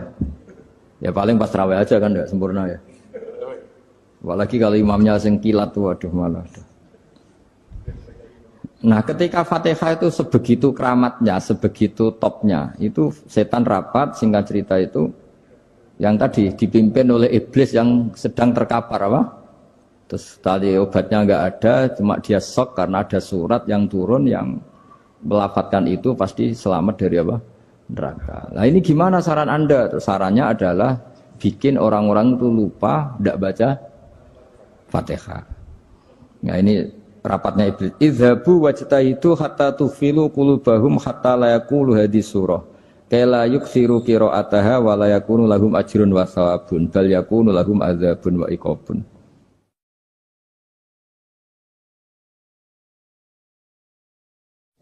Jadi saya mohon selama ini Anda sudah baca, tapi mungkin hanya rutin saja. Napa rutin? Saja. Jadi barokahnya ngaji ini kamu punya kekuatan atau punya semangat membaca karena ini surat yang luar biasa. Ibarat gini, kalau sampean tanya, saya juga sering mikir, masa Gus hanya surat kok punya kekuatan seperti itu? Di dunia ini kata Allah, mulai Nabi Adam sampai kiamat, nggak ada yang bisa menandingi kekuatan kalimah. Kalimah itu kata-kata.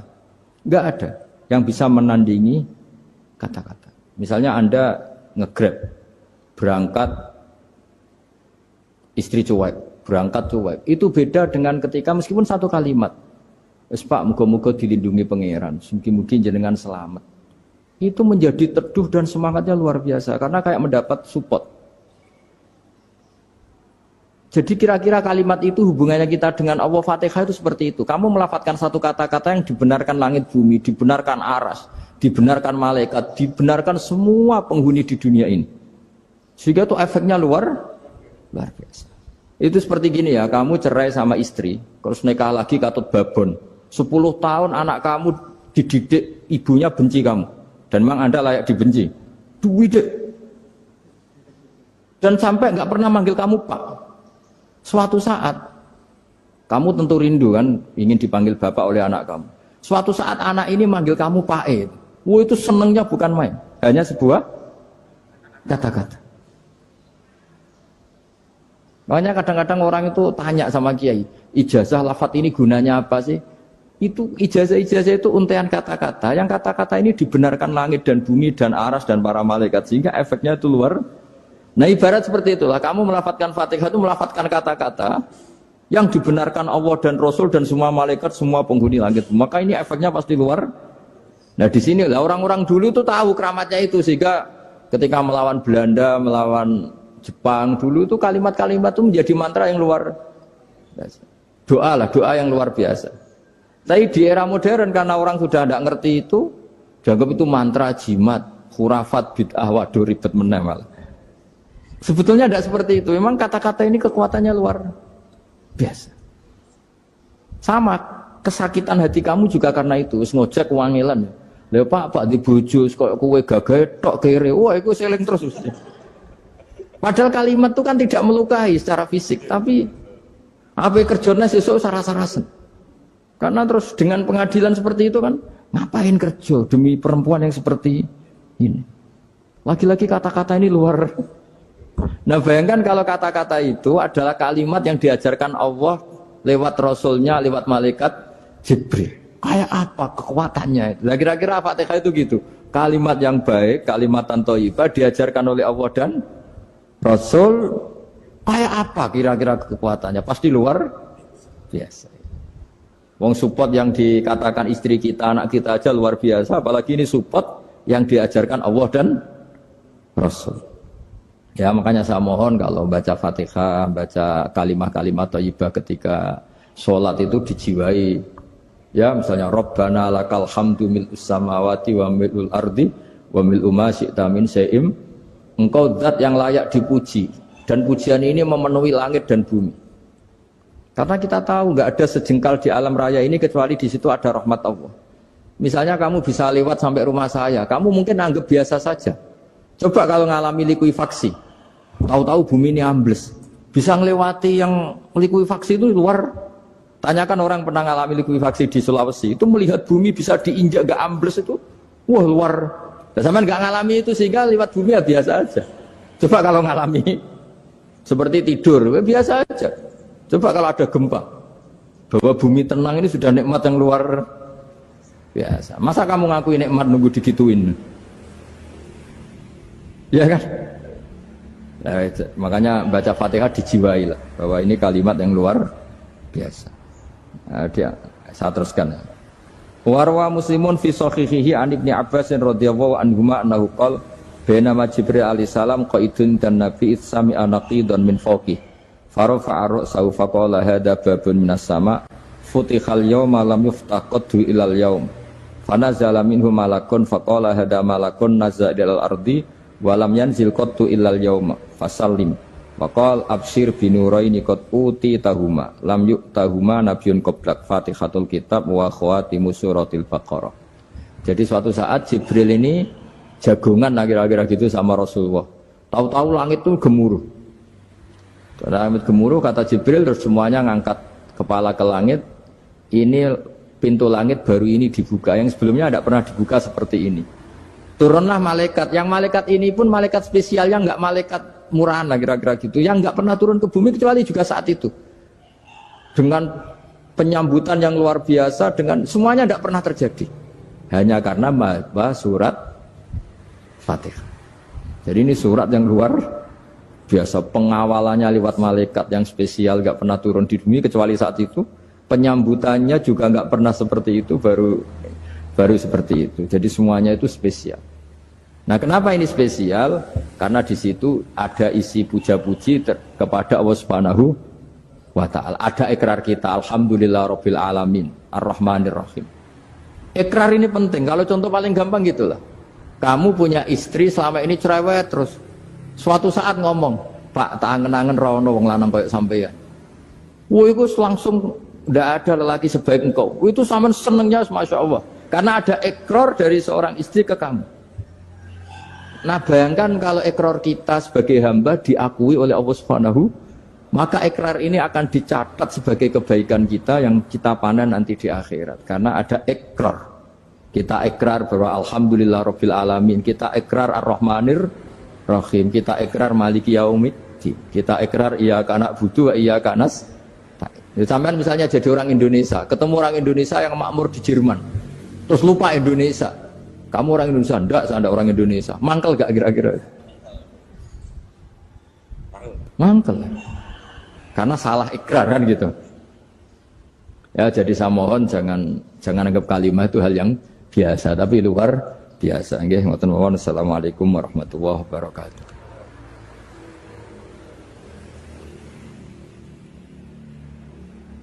Saya berkali-kali kampanye di mana-mana lah, kampanye dan menganjurkan.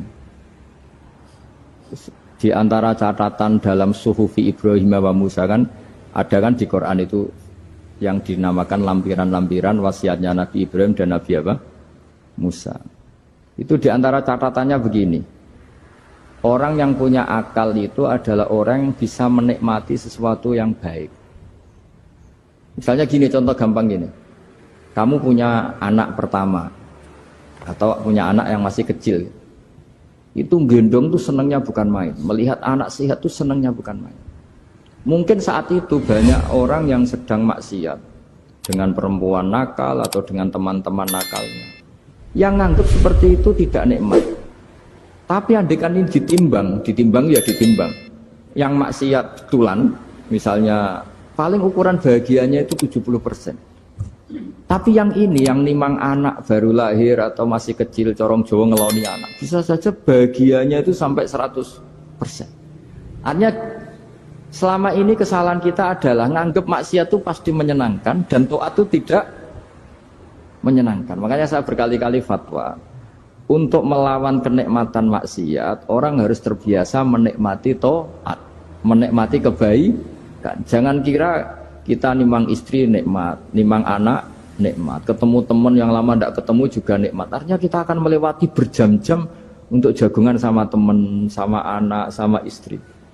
Dan itu harus kamu nikmati supaya mengganti tidak berkebutuhan nikmat yang lewat jalur maksiat. Jadi saya mohon sarana-sarana yang menyenangkan itu, yang taat itu kita maksimalkan.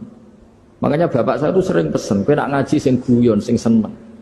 Nganti wong maksiat itu karena cari kesenangan. Coba kalau kesenangan itu sudah didapatkan saat taat, maka tidak butuh lagi kesenangan yang berbentuk maksiat. Makanya orang-orang wali dulu kalau sudah sholat itu gak bisa berhenti karena merasa nikmat. Makanya Nabi pernah ngendikan wa qurratu aini fi sholat, nyaman saya itu kalau sedang sholat. Jadi kalau gak melanggar itu karena takut aparat, bukan karena kesadaran hukum. Tapi kalau urusan rambu-rambu itu seperti itu. Tapi kalau urusan orang ndak zina, ndak maling, ndak korupsi, itu hampir mayoritas orang Indonesia itu karena takut azab Allah atau takut dosa. Sehingga di desa terbelakang yang nggak terjangkau polisi atau di daerah-daerah yang sangat terpencil, itu perilaku leluhur, yaitu tidak nyuri, tidak zina, tidak apa, itu ya tetap jalan. Karena mereka memang dididik oleh agama. Sehingga keinginan kita terbesar adalah bahwa sesuai konsep Imam Ghazali, al-ulama wal umara tau'amani. Jadi ada sinergi lah antara ulama dan umara. Dulu biasa raja-raja itu ngaji sama ulama. Tapi ulama juga biasa antri di kerajaan untuk ngurus administrasi negara. Jadi beliau-beliau ya bisa sebagai rakyat, tapi juga sekaligus sebagai guru. Karena beliau-beliau ini orang-orang yang bisa menanggalkan egonya.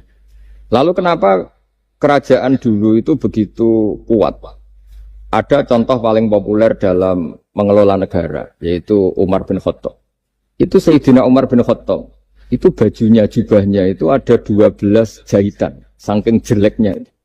Jadi saking jeleknya itu 12 jahitan. Ada pernah seorang kiai yang cerita, ketika Baitul Maqdis itu ditaklukkan oleh pasukan Umar, itu beliau harus naik unta dari Madinah sampai Yerusalem. Karena kerajaan yang ditaklukkan itu membayangkan Umar itu seorang presiden, seorang khalifah pasti wah. Itu ternyata pas sampai gerbang Yerusalem itu Umar itu yang nuntun unta. Karena ketika unta itu hanya satu, sama pengawalnya bilang, saya mau naik unta asal gantian. Ya 2 kilo Umar naik, 2 kilo ajudannya yang naik. Sampai Pak. Lepas mau pintu gerbang, itu pas giliran Umar yang nuntun. Kata ajudannya, kali ini jenengan yang naik saja. Enggak, saya enggak mau bohong. Jadi yang disambut ya ajudannya. Karena ajudannya pakaiannya lebih bagus dan Umar pakai tadi jubah yang berjahit 12. Jadi betapa orang-orang dulu itu ketika jabat itu malah tasawuf. Karena tadi dipandu oleh agama. Setelah itu ada beberapa sahabat yang usul. Ada pesta gitu karena ini hari kemenangan. Kata Sayyidina Umar, Inna Allaha ta'ala ayyara qauman faqala adhabtum thayyibatikum fi hayatikumud dunya wastamta'tum biha. Di antara kritik Allah kepada orang-orang yang enggak benar adalah jatah kenikmatan kamu sudah kamu habiskan di dunia. Maka di akhirat sudah ada jatah. Maka kata Umar, astabqi thayyibati. Jatah-jatah kenikmatan saya biarkan utuh. Maka tidak saya nikmati sekarang. Nah makanya ini saya sekaligus minta sama BUMN, pokoknya gak usah ngundang saya ribet. Selain ribet ya soalnya ngaji saja. Saya ini jadi kiai itu ya bingung. Ya sering dihormati orang, dicucuk, kadang disangoni. Kalau kadang ya mikir nak jatah kuntek terus piye. Makanya saya tuh ya sering ngebes, ya biasa saja hidup saya. Karena saya tidak ingin jatah saya ini habis. Tapi kadang-kadang orang itu ingin berlebihan menghormati kiai. Saya berkali-kali bilang, ketika ada orang menghormati saya itu yang repot saya. Yang menghormati benar karena menghormati kiai. Tapi kiainya yang masalah kan. Kalau tidak bisa ngelola hatinya jadi tamak, jadi ribet. Makanya ini kan, ya sudah saya tetap sebagai kiai ngajarkan ikhlas. Makanya guyonan di kitab-kitab dulu. Kalau ada orang cantik sowan kiai, itu kata kiainya, saya yang bingung. Kamu melihat saya ibadah, saya melihat kamu masalah. jadi, tapi kalau kiainya agak soleh ya enak sama-sama seneng kan. Masalahnya kita ini soleh, paling enggak berusaha soleh. Ya jadi kalau Pak Aryo sowan sini itu dia benar, sudah sopan lah sama kiai, beliau pejabat sopan. Saya yang masalah kan. Misalnya saya ke Jakarta terus ingat Pak Aryo ingin difasilitasi, saya kan jadi repot. Makanya kemungkinannya kecil, kalau saya ke Jakarta tak hubungin itu kecil dan tidak perlu tersinggung. Saya selama ini ya sering ke Jakarta ya biasa. Saya hampir per 3 bulan atau 4 bulan datang ke pondoknya Pak Kures. Ya jarang hubungi pejabat. Ya sudah kalau mau ngaji. Nah kenapa saya menekankan ikhlas? Karena ini kan acara khataman. Di antara pokok dari ajaran Quran adalah wa ma umiru illa liya'budu waha mukhlishina lahuddin. Jadi kalau sudah berani beragama ya kita harus ikhlas. Dan saya berkali-kali bilang ikhlas itu mudah. Harus dilatih. Saya berkali-kali memberi analogi itu gampang sekali. Lama sekali kita bilang kalau yang putih itu putih. Lama sekali kita bilang yang hitam itu hitam. Itu tidak ada yang gaji. Kenapa kita mengatakan tembok ini putih? Karena memang putih. Kenapa orang mengatakan peci itu hitam? Ya karena memang hitam. Itu tidak ada yang gaji. Dan semuanya ngomong seperti itu. Tapi pas Anda ngomong Allah itu Tuhan, minta masuk surga. Pas hubungan dengan Tuhan itu selalu tidak ikhlas. Padahal kita biasa ngomong hakikat ini ikhlas. Kita ngomong tembok ini putih ikhlas. Ngomong peci hitam itu. Pas ngomong kalau Allah itu Tuhan, minta surga. Padahal bedanya apa? Hanya sama-sama ngomong, mengatakan sesuatu yang nyata. Sehingga saya berkali-kali bilang, dan ini akan saya kampanyakan sampai saya mati. Di antara gejolokan Allah sama orang soleh. Jadi orang soleh itu nanti juga digojlok sama Allah. Kenapa kamu nyembah saya? Karena saya ingin masuk surga ya Allah. Yang satu ditanya, kenapa kamu nyembah saya? Karena saya takut neraka ya Allah. Berarti kalau saya tidak bikin surga, tidak bikin neraka, kamu tidak nyembah saya. Ya udah gitu, Gusti tempat nyembah jenengan. Tapi kadung keliwat alasannya itu. Makanya saya itu tidak pernah bilang ke anak saya gini. Kamu harus syukur karena bapak dapat pekerjaan. Tidak pernah saya. Kamu harus syukur bapak punya uang. Tidak pernah. Nanti syukurnya nunggu bapak punya uang. Kalau nggak punya uang nggak bapak ribet. Maka ini yang bupati, yang pejabat tidak usah syukuran. Syukuran bapak naik pangkat, bapak direktur BUMN. Nanti kalau tidak sudah pensiun sudah syukurnya hilang. Nah, karena ini kan ngaji sama kiai ya saya ajarkan khas kiai. Saya sampai sekarang ya tidak nikmati kebesaran nama saya atau apa. Karena tadi memang harus dilatih. Kalau kita bisa mengatakan putih itu ikhlas, tanpa tekanan, tanpa imbalan. Kenapa pas mengatakan Allah Tuhan harus minta surga? Padahal Allah itu tetap Tuhan meskipun tidak menciptakan surga dan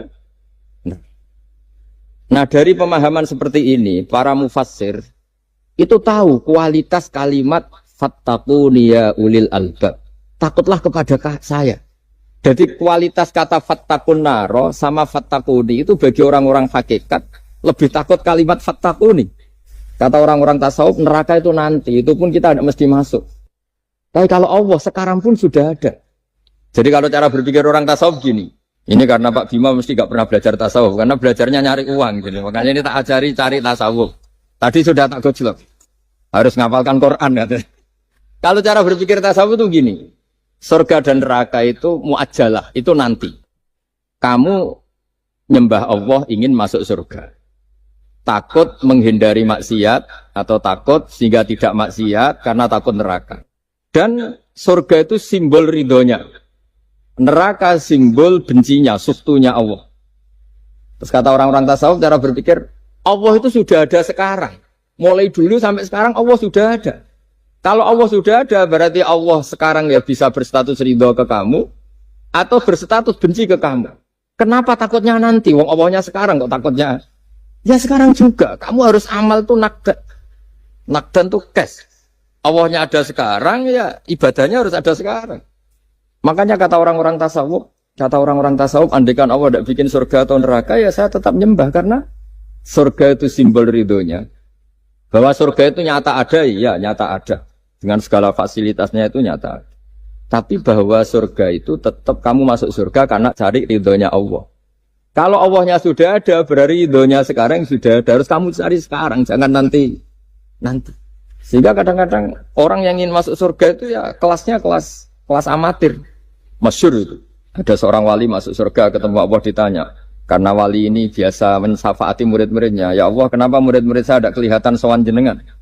Murid-murid kamu ingin masuk surga karena ingin makan enak, punya bidadari cantik-cantik itu di sana. Tapi mereka lupa saya. Jadi akhirnya di surga tapi nggak ketemu Tuhan.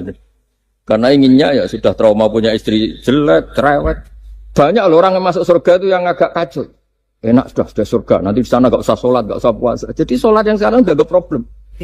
Jadi banyak itu orang-orang Islam yang Islamnya mungkin imannya amatiran. Wah enak masuk surga, nggak ada subuh lagi, nggak ada puasa lagi, bebas. Oh, itu kan kurang ajar betul. Jadi ibadah itu dianggap problem. Bandingkan di cerita dunia wali itu ada wali bertanya gini, ya Allah apa di surga itu ada sholat? Ditanya sama Allah, kenapa kamu tanya gitu? Kalau tidak ada sholat mendingan saya tidak di surga. Dia tidak bisa membayangkan ada kenikmatan di atas sholat. Nah kalau jenengan kan nggak bisa membayangkan kalau di surga masih disuruh sholat. Sampai sekarang aja kita tahu berhentinya sholat itu kapan. Kalau sampean tanya gitu, kalau ingin berhenti sholat nggak wajib, majnun. Jadi orang gila langsung nggak wajib. Jadi artinya harus dilatih ilmu-ilmu tasawuf seperti ini supaya hidup itu nyaman. Hidup itu nyaman. Dulu Pak Imam ini ada Pak PJ Rembang. Itu dulu ada seorang raja didatangi ulama. Gimana cara saya tidak nikmati jadi seorang raja? Ulama itu nasihatinya gampang. Dia omongin gini Pak Aryo. Pak Raja, kalau kamu di Sahara, di padang Sahara, kemudian Anda kehausan. Kalau tidak minum satu gelas air, Anda mati. Apakah? Terus kemudian yang punya air bilang gini, kamu tak kasih air, tapi syaratnya kerajaannya kasihkan saya. Kamu kasihkan apa milih mati? Wah ya milih dikasih air. Mendingan nggak jadi raja tapi hidup. Terus la tafrah bimulkin la yusawi kak samain. Kamu jangan bangga dengan satu kekuasaan, dengan satu kerajaan yang nilainya sama dengan segelas air. Akhirnya dia jadi raja yang soleh karena ternyata apa? La yusawi kak samain, tidak sama atau ya nilainya itu masih kita-kita yang rakyat yang tidak jabat. Misalnya masyarakat, itu ya harus berpikir gitu. Orang tidak jadi bupati tetap hidup, nggak jadi pegawai BUMN tetap hidup. Tapi kalau nggak minum air itu mati. Dan rata-rata rakyat itu bisa minum air. Artinya apa? Kita dan mereka itu sama-sama punya nikmat yang pokok, yaitu sadur rumpi, nikmat yang bisa mempertahankan kehidupan. Jadi nikmat selain itu tidak pokok. Sehingga orang itu bisa jadi wali. Jadi ini resep jadi wali. Jadi wali itu udah harus tirakat dalail, terus gak pernah makan nasi itu enggak, itu keberatan. Jelas sebagai ibu anda nggak mau itu, mesti nggak mau itu, mesti nggak mau. Ya nggak mau, ya nggak bakat, jadi sudah pasti nggak mau. Karena ini saya tahu banyak tentang beliau. Pak Aryo itu bin selamat dulu, abahnya itu ditobatkan Gusmi, dimengertikan agama oleh Gusmi. Karena beliau ingin tetap mencintai Kiai, korbannya saya karena Gusmi meninggal, terus mahabbahnya diarahkan ke saya. Tapi saya berdoa supaya diarahkan ke banyak kiai lah, supaya saya tidak jadi objek sasaran. Nanti juga repot ini.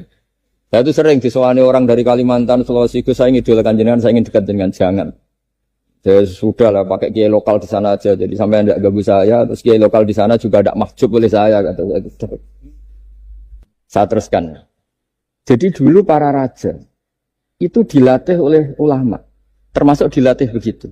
Kamu punya kamar 1000, kalau tidur per 5 menit ganti kamar. Karena eman sudah dibikin kok nggak dipakai.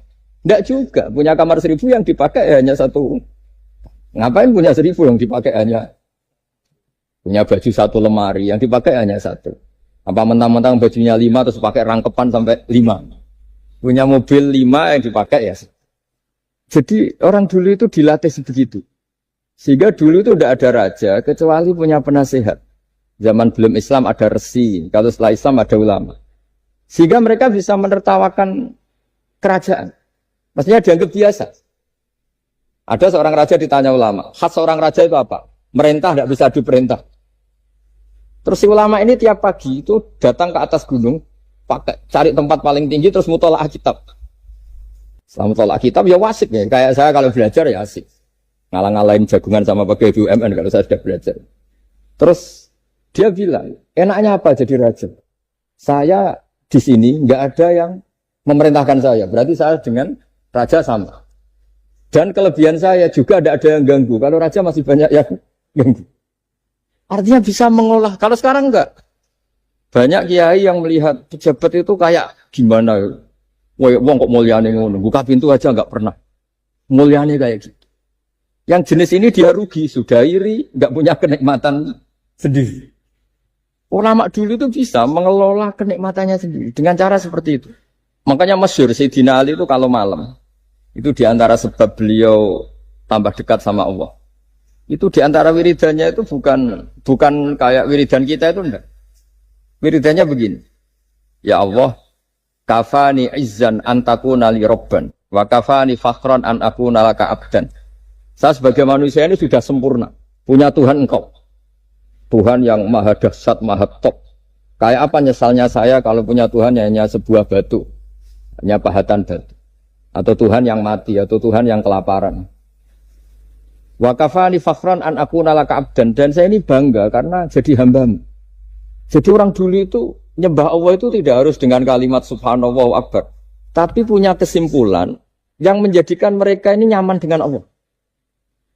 Abu Yazid Al-Bustami itu diangkat jadi wali setinggi-tingginya. Itu diantaranya, kalau wiridan bilang gini. Ya Allah, kenapa engkau ngasih makan saya? Ini aneh. Kenapa engkau ngasih minum saya itu aneh. Di mana-mana orang memberi itu ada kepentingannya. Misalnya majikan, bayari karyawan karena ada kepentingannya.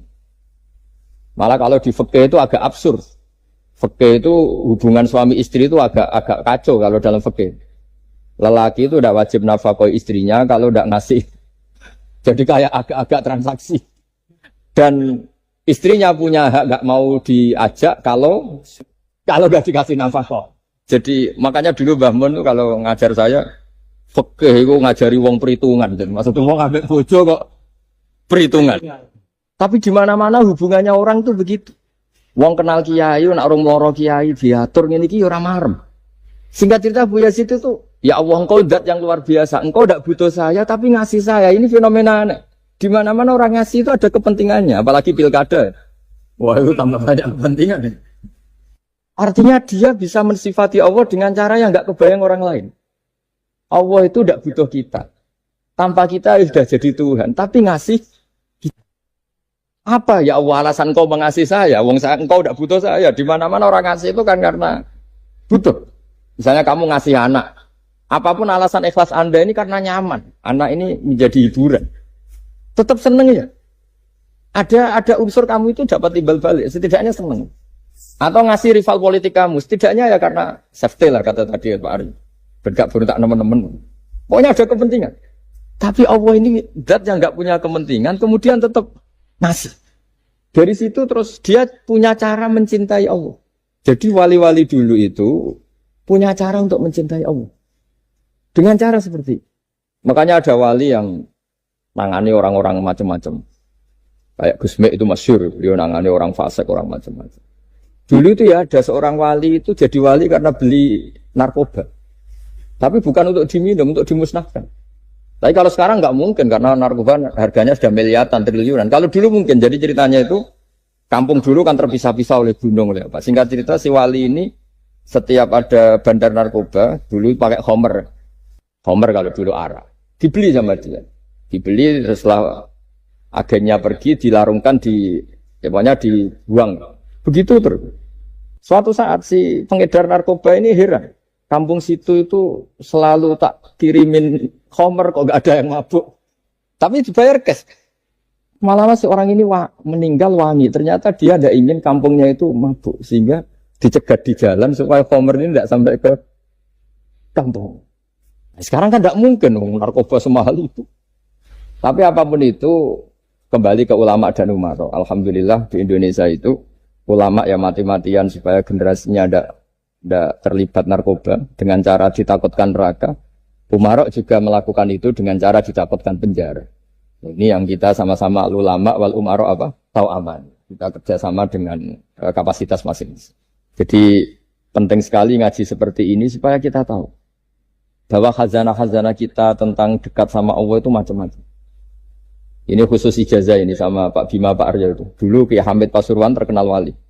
Dan di antara wirid dan dzikrul wal-filin ada beberapa kata yang dari Kiai Hamid. Jadi dzikrul wal-filin itu kalimatnya utamanya dari Gusmi, Mbah Ahmad Siddiq. Tapi ada beberapa kalimat yang dari Kiai Hamid Pasuruan. Saya tahu banyak lah, karena bapak saya juga temannya Gusmi. Dan mbah saya kandung sepupu sama Mbah Hamid. Itu kalau ada orang sepuh-sepuh Pak Bima, kayak jenengan Pak Arya, disuruh ngapalkan Quran. Ya mereka protes. Masa saya hafal, Pak? Sudah lah pokoknya ngapalkan. Ada yang 2 juz mati, 1 juz mati. Karena ya sudah sepuh.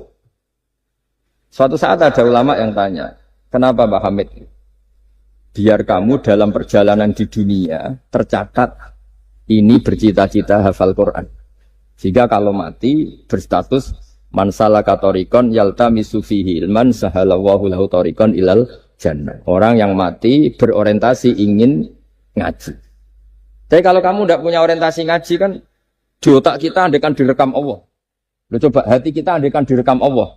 Ingin kaya, ingin punya gunung, ingin punya alpat, ingin punya ini itu. Coba kalau itu nanti disetel di akhirat. Tapi kalau kamu ingin ngapalkan Quran kan setidaknya pas disetel ya keren. Ingin hafal Quran meskipun tidak hafal-hafal gitu. Ingin hafal itu. Meskipun nanti kalau malaikatnya drengki ditambahin meskipun. Tapi insya Allah mereka ada yang drengki. Tapi andaikan kita nanti tidak punya cita-cita ngaji, itu rekaman kita hanya itu. Ingin mapan, ingin kaya, ingin menguasai dunia. Betapa malunya kita kalau rekaman itu kita dengar di depan Allah. Padahal nanti niat ini yang dihitung. Faman kanat hijratuhu ila Allah wa rasulih fa hijratuhu ila Allahi wa rasulih. Orang yang orientasinya hijrah.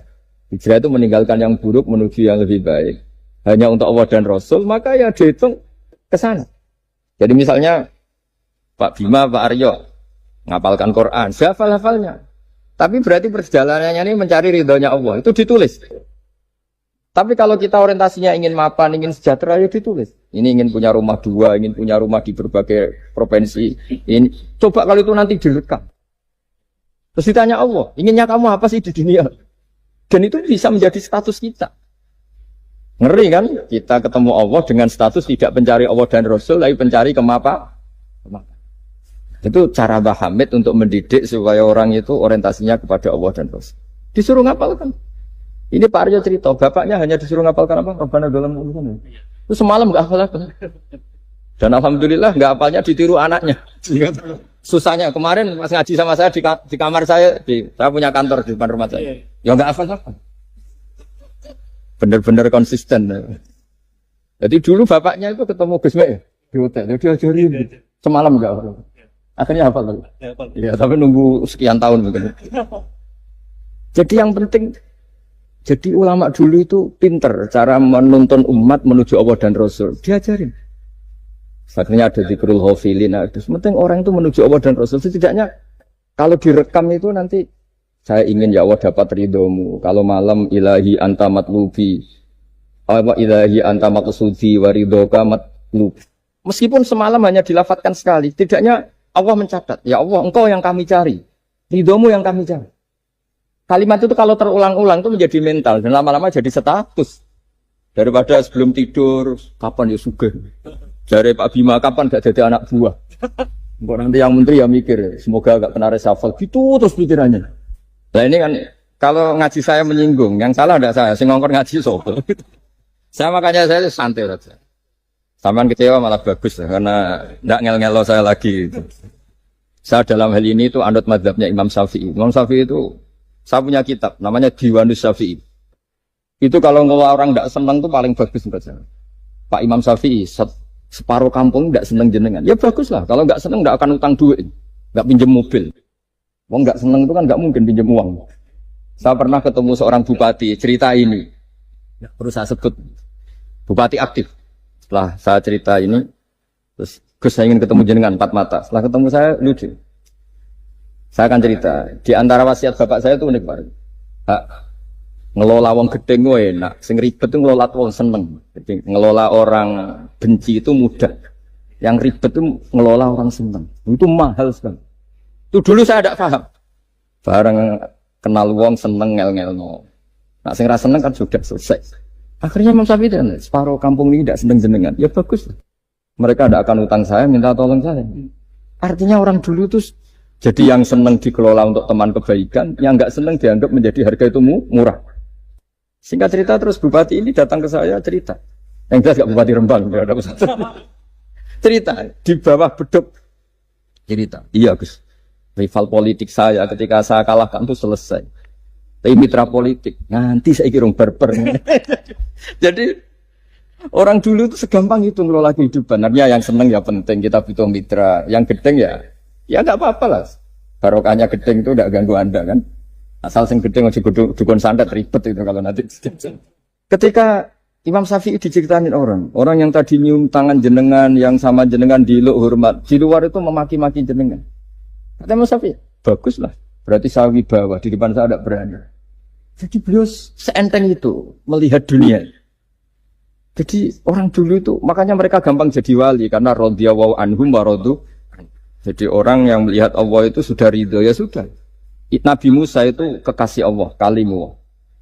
Itu orang Israel. Itu yang gedeng yang ngel-ngel, no. Yang seneng yang ngel-ngel, no. Malah paling ribet kalau ngadepi orang Israel.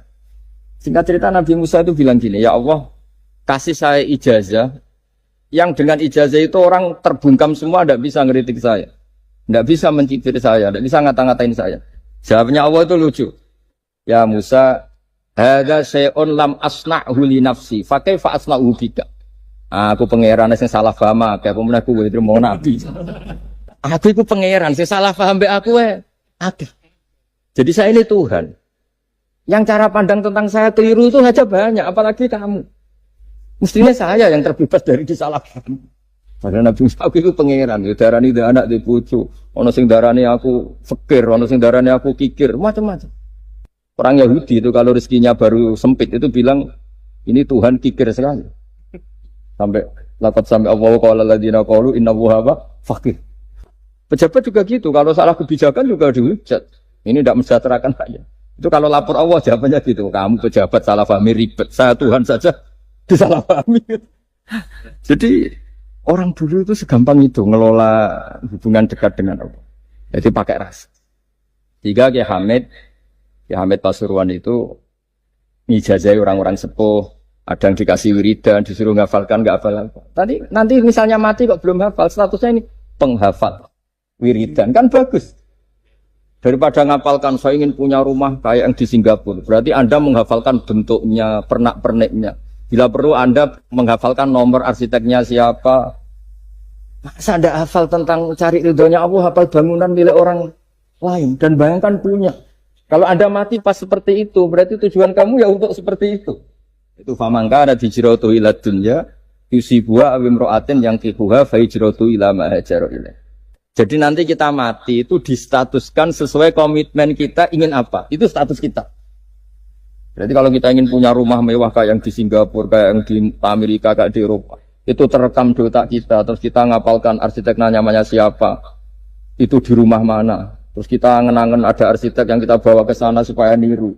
Untuk kita loh, untuk pribadi. Nggak tahu saya kalau nanti untuk negara, nanti dibantah BUMN. Untuk negara gimana? Mungkin masih mendingan kalau untuk negara. Kalau untuk pribadi, singkat cerita akhirnya kiai-kiai dulu itu bikin gerakan hafal Quran. Sama orang-orang sepuh yang jelas secara lahir nggak akan. Tapi butuhnya adalah ini sudah punya perjalanan menuju ini. Menuju ini yang nanti menjadi status. Jadi misalnya Pak Imam ini PJ Rembang beberapa kali ngaji misalnya. Statusnya gitu. Ini ngaji sama Gus Baha, ini ngaji sama siapa. Ditulis dan itu statusnya karena keinginannya memahami itu. Ya dunia sambil lewat saja. Tapi kalau kebalikannya, urusan dunia detail, arsiteknya siapa, bangunan gini habis berapa. Kalau kurs rupiah berapa? Untuk pribadi, itu detail. Pas urusan ngaji sekenanya, kadang sampai punya guru aliran sesat apa nggak tahu karena pas urusan akhirat sekenanya, akhirnya sedapatnya. Ternyata ada guru, ada kiai tapi dukun. Saking sekenanya urusan akhirat, tapi kalau urusan dunia makanya banyak orang ditipu oknum ya. Oknum yang sebenarnya nggak kiai tapi ngaku kiai, sebenarnya dukun. Itu saya kadang ya seneng. Senengnya itu betapa mereka diingatkan. Urusan dunia nggak pernah ketipu, kok urusan akhirat ketipu. Berarti apa? Urusan dunia detail, urusan akhirat nggak detail. Sampai dukun bermacak kiai saja sudah bisa nipu. Sementara kontraktor asing yang mau nipu tidak bisa karena dia ngerti detail, jejak rekamnya apa gitu. Tapi kalau nyari kiai sekenanya, ini tidak nyindir ngomong fakta. Ya cobalah itu diangen-angen lagi. Terus ini yang terakhir, ini khusus pada teman-teman saudara-saudara kita yang nangani khatamannya Gusme. Saya tadi ngasih naskah ke Pak Aryo supaya sampai ke beliau-beliau. Saya yakin beliau-beliau sudah punya, tapi supaya ini tambah mantap bahwa kita saling menguatkan. Ini saya baca ya. Ini kitab yang dipakai referensi tim lajnah penerbitan mushaf Arab Saudi dan seluruh dunia, termasuk saya. Jadi tradisi khataman kita, tadi kan kita bicara khataman. Ya saya ulang lagi, tradisi khataman kita itu kan justru ditutup dengan wa ulaika humul muflihun, ya. Jadi tidak minal jinnati wan nas, tapi diakhiri wa ulaika humul muflihun. Jadi khataman kita misalnya minal jinnati wan nas, biasanya yang baca Quran terus baca Fatihah, terus awal Baqarah sampai wa ulaika humul muflihun. Nah tujuannya adalah supaya kalau khatam itu memulai lagi. Ya kalau langsung an-nas minal jinnati wan nas berarti dia bangga dengan berakhirnya baca Quran. Pertanyaannya, dengan Anda ketemu Allah, seneng ya jagunganmu aku sebar. Betapa buruknya kita jadi hamba. Kayak kita dulu ketika ngaji. Nah baru hure ngajinya sebar. Berarti nganggep guru problem. Makanya bangsa Indonesia itu ya agak lambat pinter. Karena sekolah juga dianggap problem. Pas masuk merengut, waduh sekolah. Pas bubar, menang, waduh sekolah. Jangan-jangan kita sholat juga gitu. Ono adzan, waduh adzan. Jadi ini belum makam wakuroto ini. Sholat, padahal cirinya orang baik itu menikmati sholat. Ciri utama suka ilmu ya menikmati pelajaran. Enggak, ini pelajaran bareng guru. Waduh, udah gitu matematika lagi. Waduh. Nah, kita baca Quran harusnya asik. Karena di situ munajat sama Allah. Ketika selesai harusnya nyesal. Waduh, baru asik sama Allah kok sudah selesai. Dan Allah punya alasan untuk menyalahkan kita. Karena kita misalnya baru seneng-senengnya pacaran misalnya. Kan enggak mau akhir. Kenapa pas seneng Allah seneng berakhir? Nanti kalau kamu ditanyakan gitu tidak bisa jawab. Nah, pakai analogi itu makanya jangan pernah merasa akhir kalau baca Quran. Minal jinnati wan nas, terus baca Fatihah, terus memulai lagi. Wa ulaika humul muflihun. Sebagai bukti ya Allah, ini khataman sementara. Tapi saya akan berlanjut lagi, terus dimulai betul. Jika ijazah kiai-kiai kuno kalau orang haji atau umroh itu supaya kuat haji lagi, kalau ijazah kiai kuno itu sederhana. Disuruh ngomong gini, Bah, ini saya mau pulang, nilai rumah. Nanti kesini lagi. Udah ya gitu. Udah, Pak. Jangan setelah selesai ibadah haji seneng karena mau pulang. Berarti ibadah dianggap problem, rumah dianggap segala-galanya. Jadi itu ada filosofinya. Nah, ternyata tradisi seperti itu mudawan. Mudawan itu dibukukan. Ya, saya baca ini di kitab Ghisun Naf'i, karangan Imam Waliullah As-Sofakusi. Saya baca saja. Nanti yang ngerti bahasa Arab biar diartikan sendiri, yang nggak ngerti nanti saya bantu. Takmilun. Nah, ini khusus para hafid tadi yang ikut khataman, mohon didengarkan. Takmilun. Fi masaila tata'allaku bil khotmi. Al-ula sabatan nasu anil maki minirawatil bazi wa kumpul wa ghairihima annaman qara'a wa khotama ila akhirin nas qara'a al-fatihata ilal muflihun min awalil baqarah Wasa al-amalu bihada fi sairi biladil muslimin. Jadi mulai dulu kalau orang khataman itu ya An-Nas, Fatihah, terus wa ulaika humul muflihun. Dan cara seperti itu wasa al-amalu bihada fi sairi biladil muslimin. Semua negara dunia ya sama seperti itu. Hanya tradisi yang dilakukan bapak saya sampai semua guru-guru kita, guru Quran, termasuk yang di Jantiko dulu, sama si dulu namanya Jantiko, lama-lama mantap ya. Itu sudah benar itu. Jadi mungkin teman-teman sudah melakukan tapi nggak tahu filosofinya. Ini saya bantu, filosofinya adalah supaya kita tidak merasa mengakhiri baca Quran. Tapi sekaligus memulai.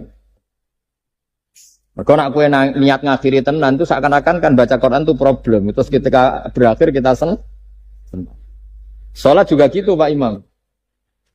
Yang menjadikan umatnya Rasulullah Shallallahu Alaihi Wasallam dijamin surga itu diantaranya cara sholat begini Pak Arya. Saya hafal hadisnya itu.